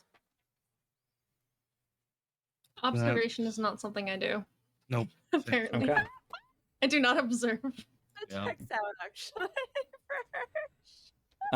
So McWhirr, as you tumble forward, you roll over on top of a woman and you push yourself off of her, and breath comes out of her chest as you realize there is at least one person in this room of dead bodies, who is still alive, but she does not seem conscious. This is Maria Hemming. You may have known her.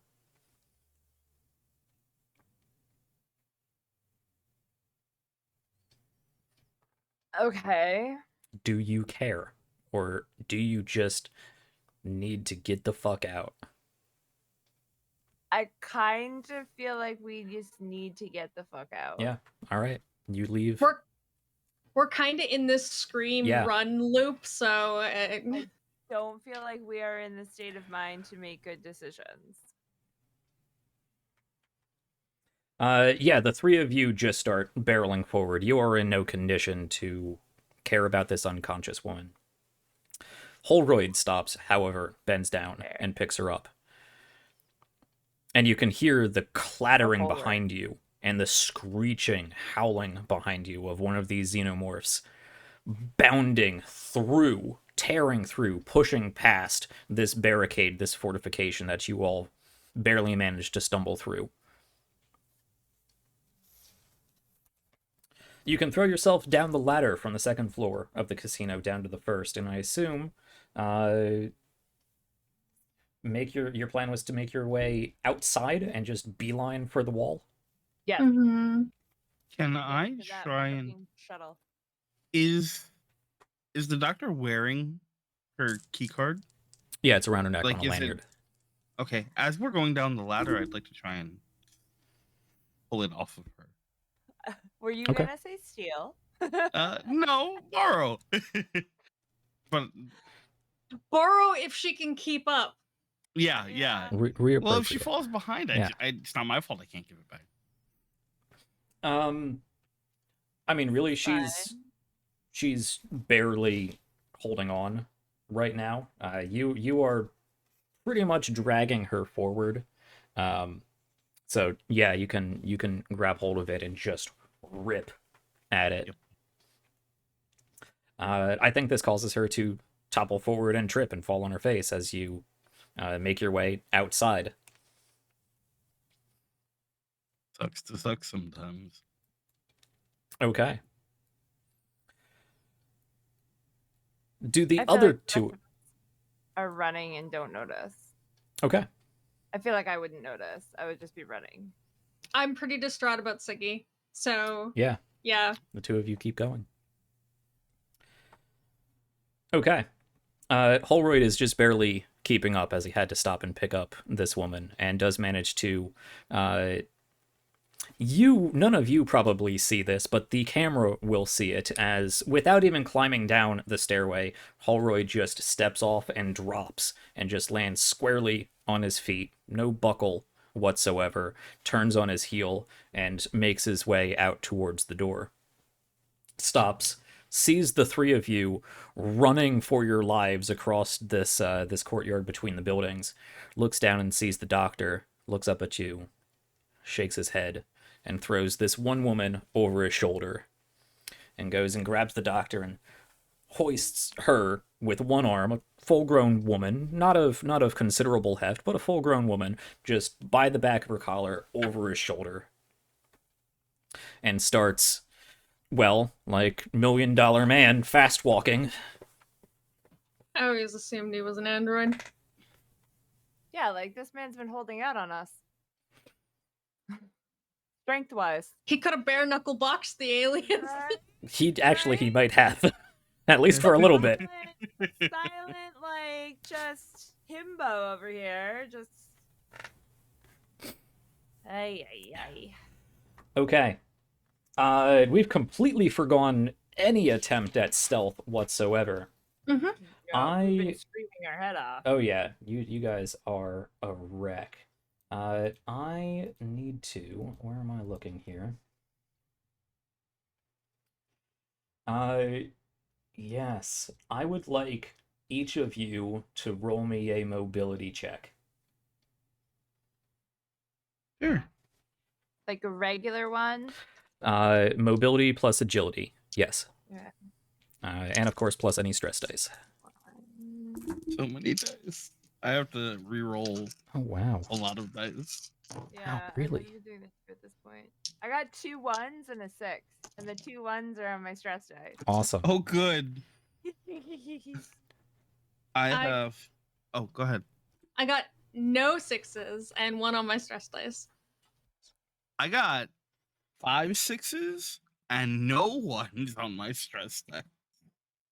Okay. Do you want to use our wait, did we use one of our auto successes already? Do you want to Yeah. We use that for the stress. We did so get a I wouldn't trigger y'all reroll. again. Mm-hmm. Oh yeah, there's a reroll. There is a I can reroll. use the reroll. Okay. I'm down for you to use a reroll. So I can either reroll the 1 or reroll. Reroll your whole pool. Oh, my whole Yeah. pool. Oh. Yeah. This is a complete reroll, guys. These $5 buys are real good for our players here. Yeah. You get those last minute rerolls. I'm not holding back at all right now. The make it harder difficulty has been ramped up 2 right now. We will see if any of them survive this mad dash to the shuttle. Okay, so the reroll was a bit of a double-edged sword. Now I have 2 1s on my stress dice, but I do have a 6 this time. Okay. We're the same. Samesies. Yay. So of course take the stress you would, and both of you roll me a panic roll. Now I'm at 9 stress. Yep. 11. total. Okay. 13. Okay. Jen, you were already at 11, so you go up to 12. Zoe, you were already at 13, so you go up to 14. Oh, That's that's so just bad. that's so appropriate.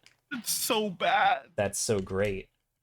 That is, oh, the dice. I love dice. The dice always know what is the most interesting. The three of you go bounding forward, losing your shit. You let out more screams and yelps as you stumble across the rocky terrain of this area. You might look back and see Holroyd just $1 million manning it with two women on his shoulder as he moves forward. And Hirsch, as you turn around, see that you stumble a little bit, catch yourself. You hear scratching of metal on metal above you as you move past Billy's bar. And you look up as you see in the air, arms spread out, large black dagger-like claws, tail up in the air in this scorpion-like position, glistening, rain-covered, matte black swooping head of this xenomorph as it pounces down on top of you. A 14 on your panic roll means you are berserk and have to immediately fight the nearest hostile creature. You are fighting for your life against this xenomorph. That's fine. Do I have the wherewithal to use my plasma cutter? Or Yeah. Plasma cutter is a different I'd say- video game. Yeah, Same yeah. basic principle. But Yeah. you won't stop until one of you is broken. That's fine. Okay, excellent. One of the things that's said in the book about the cutting tool is it's actually the precursor to a gun. So the technology to make the cutting tool into a weapon is there, and I am just going to start burning this thing away. Yeah. Because we're pretty much at 10 o'clock, we're not going to drop down into a combat encounter that you have absolutely no possibility of winning one-on-one. And I doubt the other two of you care to stop and help. Not even remotely. No, I will just keep running. You can Um, hear the animalistic screams of Hirsch in the distance as you're beating feet, just Mhm. fighting this thing until they eventually gurgle and die out. Aw, you had a good run, Hirsch. I did. Holroyd So sorry. runs up past you, looks. I'm so sorry. And just continues forward. Oh my god! The unconscious people, it's fine, but you're conscious. It's on you. Good luck. Yeah. He doesn't have a third shoulder to throw you over, and he can't fight this alien. Just between like animalistic screams, it's just fuck you, alright. Yep. Yeah. Yes. The matte black metallic tangle of animalistic howls and gashes and scratches as well, Hirsch is subdued by this alien. Had a good run, Hirsch. The two of you, the android and the two unconscious people that he is carrying, get to the wall in front of you. And can make your way around it towards the air traffic control center as you hear the last gurgling cries of Hirsch behind you.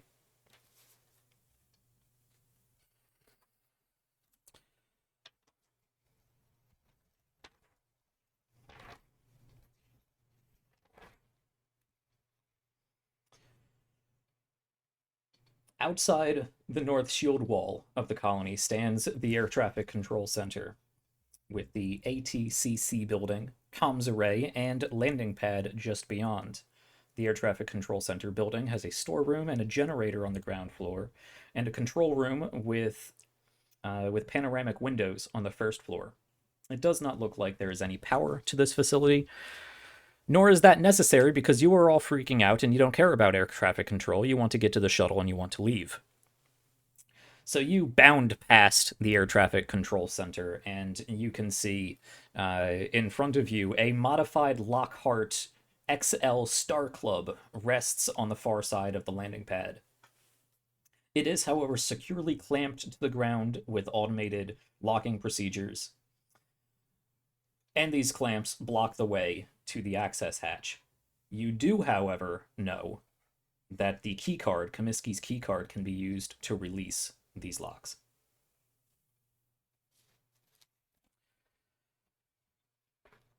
It's only McWhirr and Singleton left, and I'd say Singleton, you are probably most familiar with the shuttle, being a pilot. You're more of a tractor driver, but you are legitimately a pilot.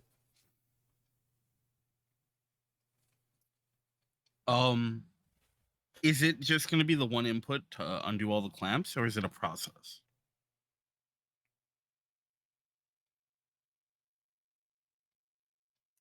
It is a small process. Okay. Could I undo the clamp that's covering the like entrance hatch Mhm. first, and then I'm gonna toss the card to Mac, get the others going while I prep the ship.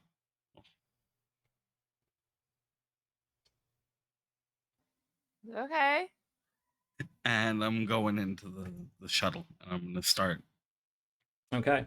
doing You things. run up. You run up to the shuttle. You grab this key card. You're a few paces in front of McWhirr, who is several paces in front of Holroyd and the other two. You make it up to the shuttle, and you slide the key card in. You tap frantically on the keypad, and the light goes from red to green as this locking mechanism hisses. This big black metallic structure clanks loud, lets out some steam, some hydraulic, and begins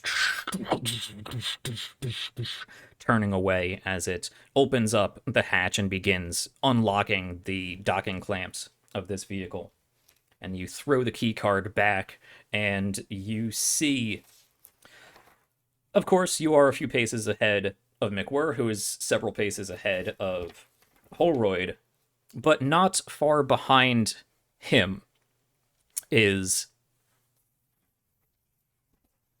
5 other xenomorphs.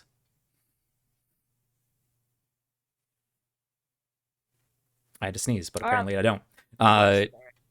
You see two. You see 3 of those sleeker, almost dog-like ones bounding forward. One of them hops up on top of the metal wall. Its nails digging into the metal of this wall, and just climbs on top and starts bounding down the length of the wall, trying to flank you. These other 2 just bounding rapidly, as you can see the traditional aliens xenomorph, the big one, the big black one with that stands on their 2 hind legs, lurching forward. The drones here are throwing themselves forward in your direction, not nearly as quickly, but they will be upon you.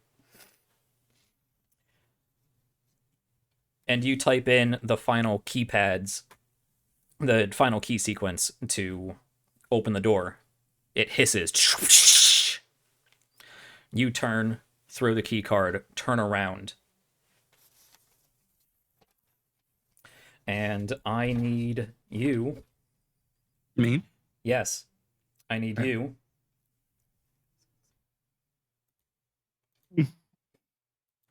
There's a pause. There is a pause.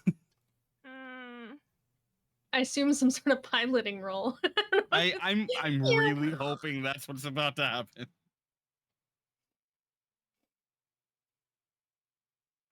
The longer the pause, the less I think that's what's coming. Yeah. Yeah. There.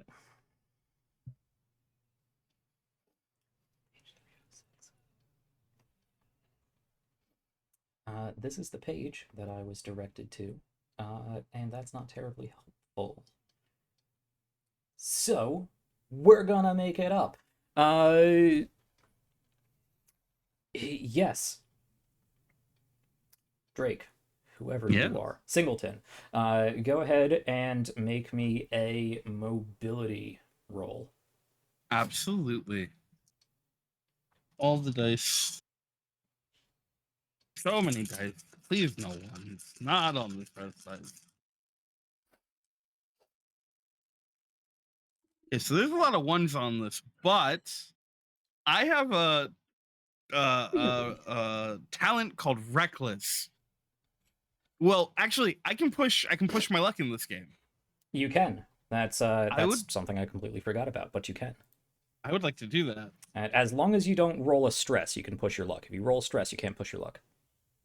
Oh, I thought you could. Oh no. That's not good. Pushing your luck. If you roll a 1 on any stress die during your initial roll, you cannot push your luck. Okay, just on the stress die though. On your stress die, correct. A 1 on your stress die. Okay, no, then I should be fine. Then I can Okay. push my luck. I'd like to push my luck. Now I'm gonna roll. Do I have to re-roll everything? You immediately gain 1 stress and re-roll all dice not showing a 6, Oh. Okay. including your new stress die. Yep.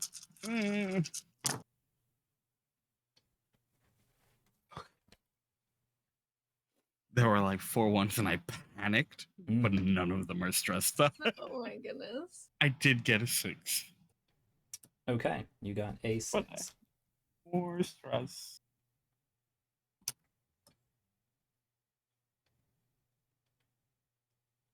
Where's your sense of camaraderie? Join me in the hive. Oh, don't worry. I promise Oh, you will there be it is. surrounded by friends and loved ones. Oh, excellent. I apologize. I did actually get this wrong. So take away that point of stress. I need you actually to roll me a close combat. A close combat? Yeah. Okay. I can do that. That's with agility or strength? Strength. Strength plus Okay. close combat. 6, 7, 8, 9. That's my stress die. I believe in you.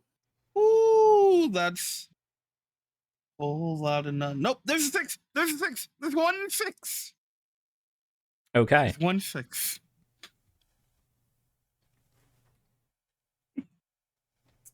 This game is tense and I love it so much. If I didn't just teach myself the rules for this last night at around midnight, I would be able to react quicker. But you know, the suspense is nice. Yeah, it works out. I'm just seeing if you need to meet or exceed. Uh-oh. Because I know I wrote this down.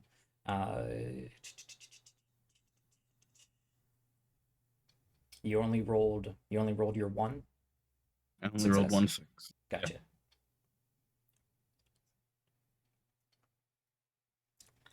You must exceed your foe to succeed. I also got 1 6. You turn and take about 2 paces into the shuttle as flying down from the ceiling of this shuttle, you see a dozen or so facehuggers, and one of them straight to your face. Oh. Delicious. McWhirr, you see this, being only a few paces ahead. You see Singleton run forward. Something slaps down on her face, and yeah, Singleton, you are struggling. You're not immediately incapacitated or anything. You are struggling as this creature is scratching into the side of your face, trying to force something down your throat, its tail lashing against you and starting to wrap around your throat. Can I whip out my knife and try to stab it? Yes, please. What do I have Roll to me a strength close combat roll. You said Not there are very a bunch of There's them, a right? number of them. Yes. Okay. So I'm going to let her do this, but then you're also going to have to dodge your own facehugger. That is going to have less of a chance because you aren't actually surprised by this. Oh no. And we don't have either of the torches. We haven't encountered their blood yet, so this is going to be a surprise. Yup.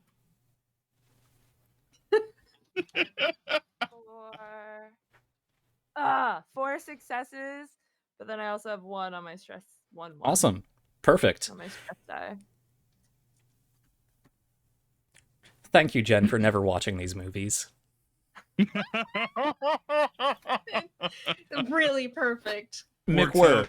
you grab the knife off of your tool belt and you run forward and you grab the face hugger on Singleton's face. You see it's wrapping its tail around her throat. That's the best point of contact it has. You could probably rip it off. It might scratch deep into her face, might cause some damage, but you have to get this noose of a tail around her throat off of her. And you take your knife and you grab the tail and you stick it up between the throat and the tail and rip forward, and this yellowish greenish caustic smelling acid comes spewing out of this creature's tail. Oh my god, that's right there.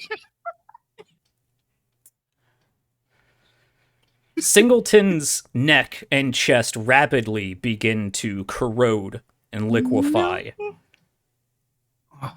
As, in much more gory detail than I care to explain, Singleton, you shriek, a muffled shriek, as this face hugger gets something down your throat just in time for your whole chest to dissolve as you slump forward.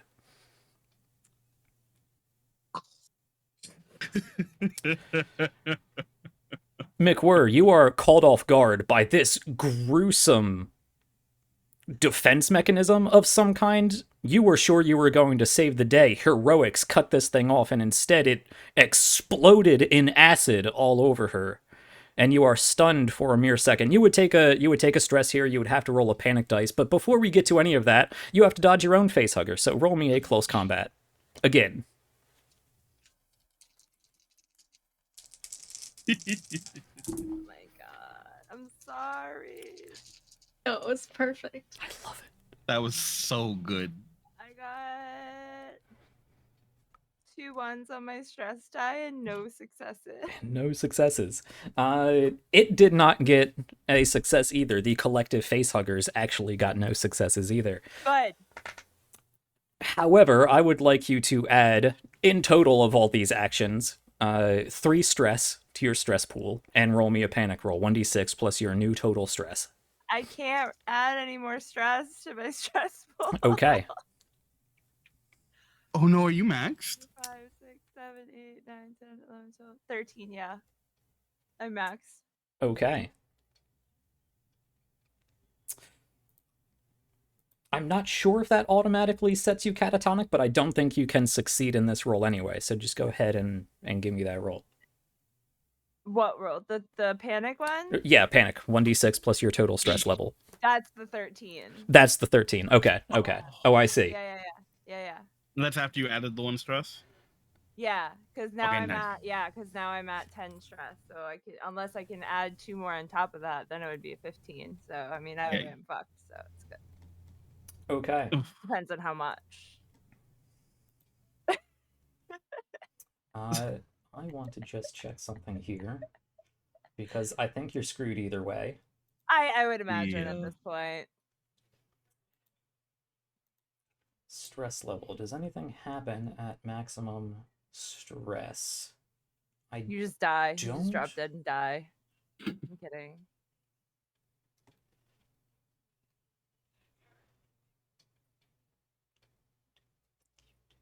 I don't think you do, but I'm not going to spend too much time trying to find it.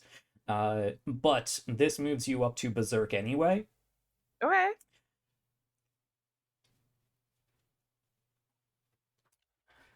What does that mean? So you go Berserk. You have your knife drawn, and you were just attacked by this face hugger. And you need to fight it now. Okay. And I would say just to wrap this up, because we're going over and I think it's a cinematic way to close this, you get thrown backwards, stumble past as you bat a number of these facehuggers away as they jump up towards you. You are being pushed backwards by them, out away from this shuttle entrance, and you are stabbing at the air at them, swatting at them. One grabs onto your arm and wraps around, and you can feel your left arm go numb from just the sheer force of its tail, and you can slash at it, and that caustic blood will rain down on your left arm and begin dissolving your hand. As Holroyd comes dashing in past you, these two unconscious women on his shoulders, and my God, that could not be more appropriate. Karma's a bitch, guys.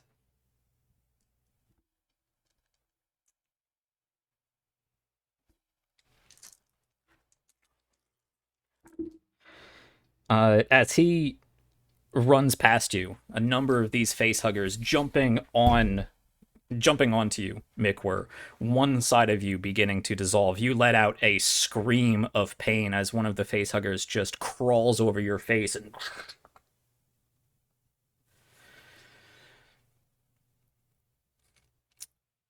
the bulkhead door to the shuttle closes.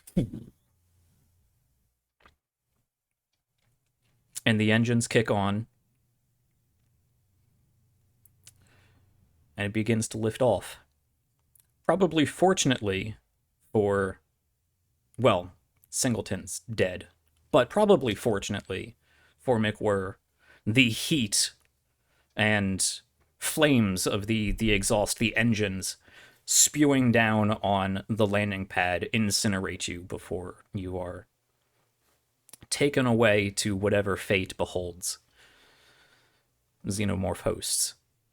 Great. That's good. At least, maybe. As Holroyd is our sole survivor, which I did not plan at all. Go Good job, Holroyd. Holroyd. Yeah, good for you. You contributed nothing. Yeah, literally did He tried to be the jack voice of reason and morality, and you guys are like, fuck that. shit. Yeah. Yeah.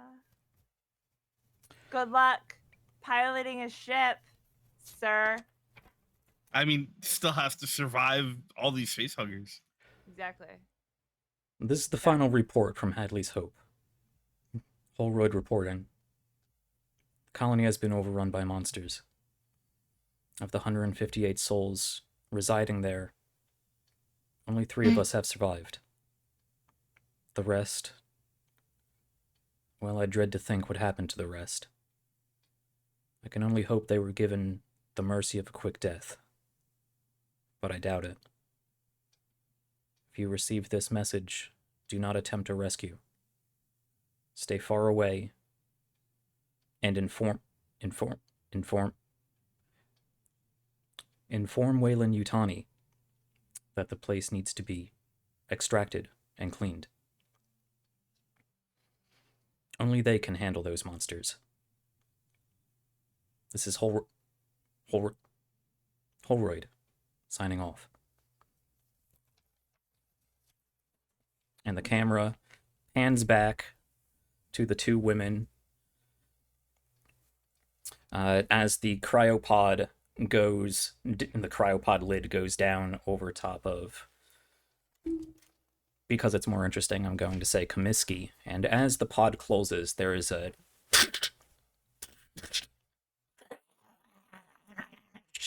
as the fog of the cryosleep takes hold.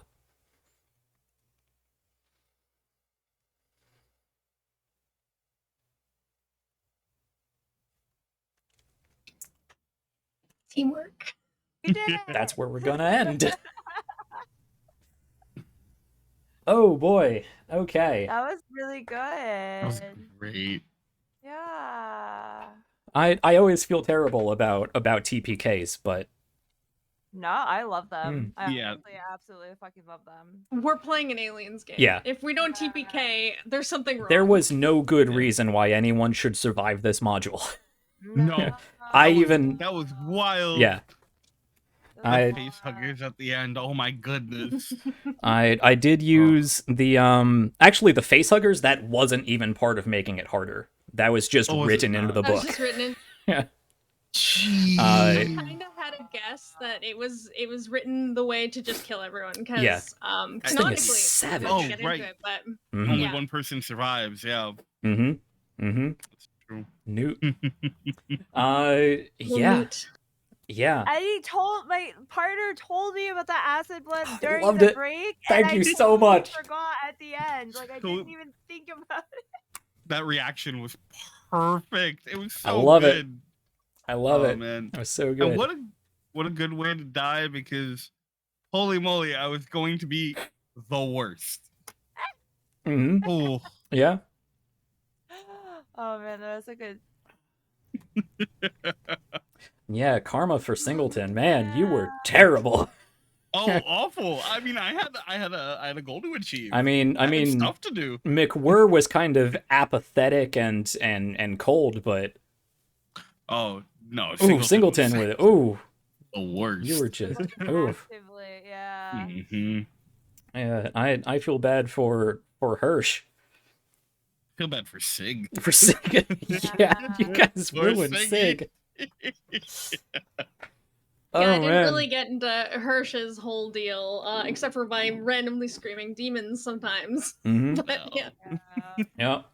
But I kept trying to drop hints that that Holroyd was an android. There was definitely something weird about him. I mean, I knew it was an android like pretty quickly. Yeah. I knew because it's in my like personal agenda. Yeah. Mhm. It tells me that. oh really? Yeah. Yeah, can I, if no one minds if I spoil it? Yeah. Kind of my whole personal agenda was to make sure none of you survive. That was the whole goal. Alright. Yeah, Singleton's a sleeper agent for Wayland Yutani. Yep. Yep. Mm. And the whole thing is no one can make it out because we can't have this information getting out. Mm-hmm. Wow. So I was once we were in there, Man.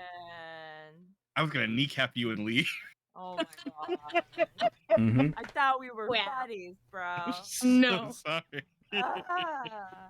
No friends in space. I don't know what to say. Friends in space. It's true. I feel betrayed, even though I didn't even know I was betrayed. Yep. I And was rooting for y'all. That's really and Holroyd's agenda was to save as many of you as possible. good. Ah. So it didn't make it easy for him. Slacker just looked at me and said sorry. 2 is What? greater than 1, Hirsch. Yeah. Makes sense. That was awesome. Thank you for inviting me. Yes, thank you so much for joining us. It was a great time, and I'm so glad you didn't see the Alien movie. Oh, Made that it was great. So much better. Yes, I've loved your reactions and the decisions that you've made. Oh, it's fantastic. Now you can go and watch Alien and Aliens, and you'll see a lot of the same stuff. Yeah. This was definitely in the right order. Mm-hmm. Mm-hmm. Yeah. All right. Space rocks fall, everyone dies. Yep, pretty much. Okay. Well, I know we're already about half an hour out. I know we all have our evenings to get to, but we hit our $500 goal, so we are going to do a giveaway. So let me go ahead and navigate that. And actually, while I am doing that, I'm going to save my little closing speech for the end here. Let's pass this off to you guys as players, and you can tell, or you players, to tell us again who you are, and where we can find more of you. Let's reverse order. How did we do this before? Drake, yeah, what do you got going on? Hi. This was awesome. Thank you so much for having me. I very thoroughly enjoyed it, as I do every time that you have me on. So thank you again. You can find me at the Lion Knight 42 on Twitter, but if you're looking for my content on Twitch or YouTube, that's now at Tales from the Table Studios. We have 4 shows that we're going to be running weekly through August, all to raise money for the National Network of Abortion Funds. We have Dice Trays Action, our homebrew 5th edition D&D game on Tuesdays. We have the Successor States of Rega, Tomb of Sorrows, a D&D third-party setting from Jack Gogsbane on Wednesdays. We have Avatar Legends, hosted by the amazing Zoe Trooper, who's with us now on Thursdays. And starting on the 8th, Mondays in August, we're going to have Terror at Blood Gulch, which is a GURPS game. All of these are going to be available over on the channel. They'll be on Twitch, and then 2 days later, they'll be up on YouTube. All, to raise money for the National Network of Abortion Funds. Donations will get you really cool giveaways and prizes and stuff like that. And we will have more content coming down the line. Awesome. Yes, it's great stuff. You will see more of me on Veil of the Void, the Veil of the Void game. That was a fantastic game. That's coming out, what, the 19th of August? I think it was. That's gonna be 19th and then the the 19th week after? and the Yeah. 26th. It's a 2-part event that's going to be absolutely phenomenal. Jack is great in that. Seriously, cannot sing your praises enough. There's a lot of great people there, and also me. But plenty of other fantastic games. Go check that out because, well, this concludes my own charity event. But go help support Drake and what he has going on right now. And before we move on to the other two, I will, for the giveaway. Hello, everybody! Giveaway time. Get back to your keyboards. I would like anybody here who would like to participate in this giveaway to type Facehugger, all one word, Facehugger, Facehugger, into the chat. And I will give that some time as we finish out our closing speeches, and then Nightbot will see who won. And for specifics, this giveaway is brought to you by The Midnight Tavern. They are a TTRPG online bookstore that has all kinds of cool stuff there. Not only just regular TTRPG books, but collector's edition books, special edition books. I believe there is even like fantasy books and various supplements and all kinds of stuff you can choose from. This giveaway will be for a $50 gift card. $50 gift code towards any purchase. That could be anything on their site. They can't just give away expensive collector's editions, but $50 towards one could make it more enticing for you to pick up some, that special collector's edition you've been looking for. But there is a lot of great games on there. I'm pretty sure Alien is on there. There's a lot of great rule books that you can pick from. So $50 gift card, type Facehugger, all one word. It's not case sensitive. It is not case sensitive. Facehugger, Facehugger, and we will draw that in a little bit. While we are waiting for that, Zoe, this has been fantastic. Thank you for getting into fisticuffs with a xenomorph drone. It was my pleasure, Like I said earlier, it's going to go buy me dinner now. Be a little suave, woo me a little bit. And then we'll see where things go from there romantically. And that aside, I am Zoe. You can find me on Twitter as @ZoeTrooper. You can find me working with the lovely Drake at Tales from the Table Studios. You can also find me with Hollowed Haven Studios, as well as Component Cast. And if you follow me on Twitter or whatever, you'll eventually see me retweeting these fabulous people as I'm, doing projects with them. Very exciting. Yes, all kinds of great, exciting stuff. And, of course, Jen here, who has never seen Aliens, and it has been fantastic. Thank you so much. It has been great having you on the channel. I knew it would be, but thank you so much for joining us. Where can we find more of you? So I traversed the internet, but no, it was an experience. I grew up going in between Korea and America, like in both countries. So like there's a lot of stuff that I've seen, but then also haven't seen. So like it's really cool to kind of like dive into something that's pop culture that I haven't had a chance to like dive into. But anyway, you can find me at Jen Geeky on Twitter or Youngles pretty much anywhere else. And in the critically acclaimed MMORPG Final Fantasy 14. But also on various people's channels coming up that I can't talk about. And I'm also a director of spicy content creators over at Tyrus Talent Services. So if you ever need stuff, let me know. All right, awesome. All kinds of great stuff. Okay, well, we're gonna let that sit for just a little bit as I finish up this closing speech. Yeah, so this is the end of month of one shots. We are at the end of July. This was the last game.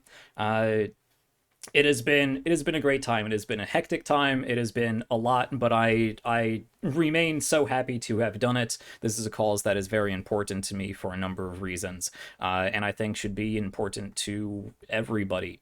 This is a fundamental human right, control over one's body, bodily autonomy, and of course, having access to healthcare that should be ingrained for being a human being in a stable first world country that has some semblance of morality and dignity and capability.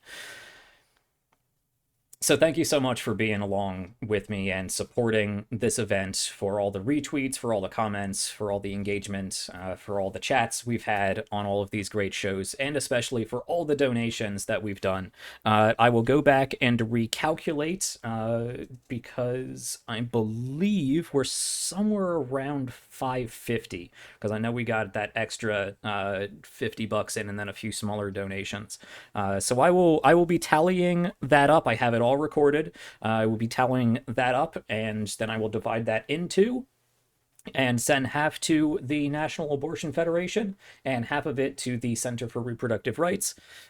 I will make a post about that on Twitter, on Discord. I will probably mention it a couple times with receipt, with my calculations. I want to be entirely transparent with this. So that will be going out in the coming days once I make sure all the transactions have gone through and calculations and sending it out and yada yada. But look forward to that announcement. It means so much to me that I can send out any bit at all to both of these organizations, and I think $550 is nothing to scoff at. It's something that is going to be very useful to the people who need this. On a worldwide scale, it might seem like a drop in a bucket, but to that one person who needs assistance, $275 or whatever it comes out to be, I'm definitely going to chip in a bit of my own money to put us over to whatever milestone. But that amount of money to an individual, to somebody who needs help, is so important right now. So important. So thank you so much for being here. Thank you so much for supporting not just my channel, but the charity itself. If you want to learn more about them, scroll down. There are links to the National Abortion Federation and the Center for Reproductive Rights. You can donate to them at any time. However, I will be closing the donation link for this so I can get the money all collected and sent off. But I will definitely be doing more charity events in the future. Probably even more for this and for other causes that are important to me, because I've had it's been a very rewarding time, despite some difficulties, to put on shows like this and to make a difference by making these donations. So look forward to more charity content going forward. I was hoping to be able to announce the season 4 of RPGs Uncovered. Unfortunately, we hit a bit of a hiccup there. I'm not going to go into it, but it's going to take a little bit to get to season 4 of RPGs Uncovered. So I'm going to take a couple weeks off. I'll probably get back to streaming some video games. I have some things set aside for that, but we're going to be a little dark on the TTRPG side of things, just for me to take my own break. But then we are going to be back for RPGs Uncovered Season 4. So come hang out with us on Twitter, on Discord. Go check out the YouTube for previous RPGs Uncovered episodes, and to see all of the month of one-shots, charity one-shots. And it's been an incredible journey with a lot of fantastic GMs, a lot of fantastic games. So go check those out. There's plenty of content to catch up on if you missed any of that.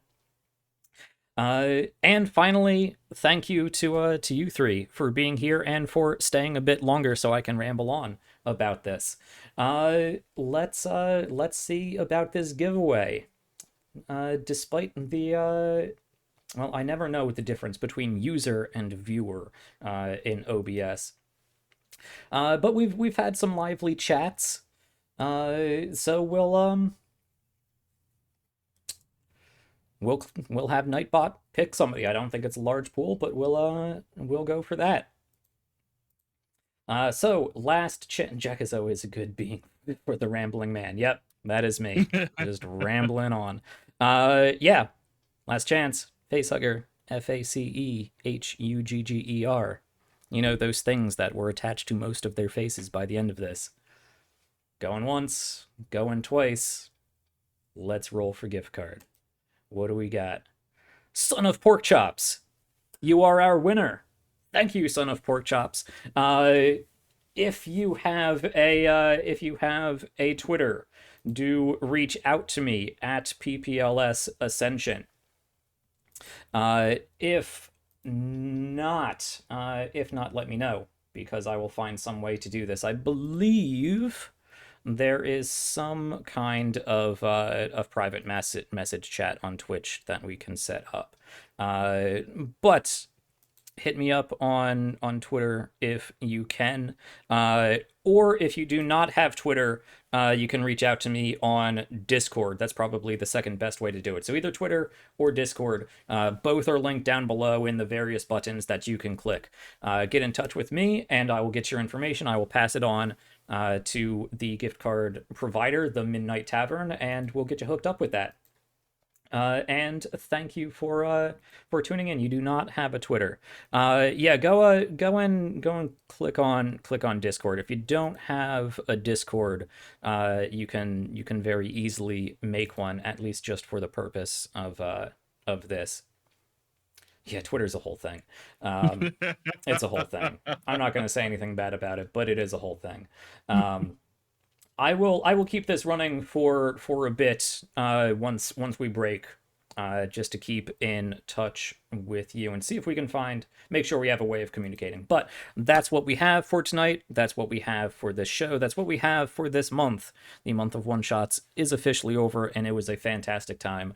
Thank you so much for being a part of it. Thank you so much. Not only you three as guests, but all of the other guests who have been on throughout all of these shows, all of these other GMs who have helped me run games and staff games. A very special thank you to all of you that I have emergency casted last minute to bring on 2 games.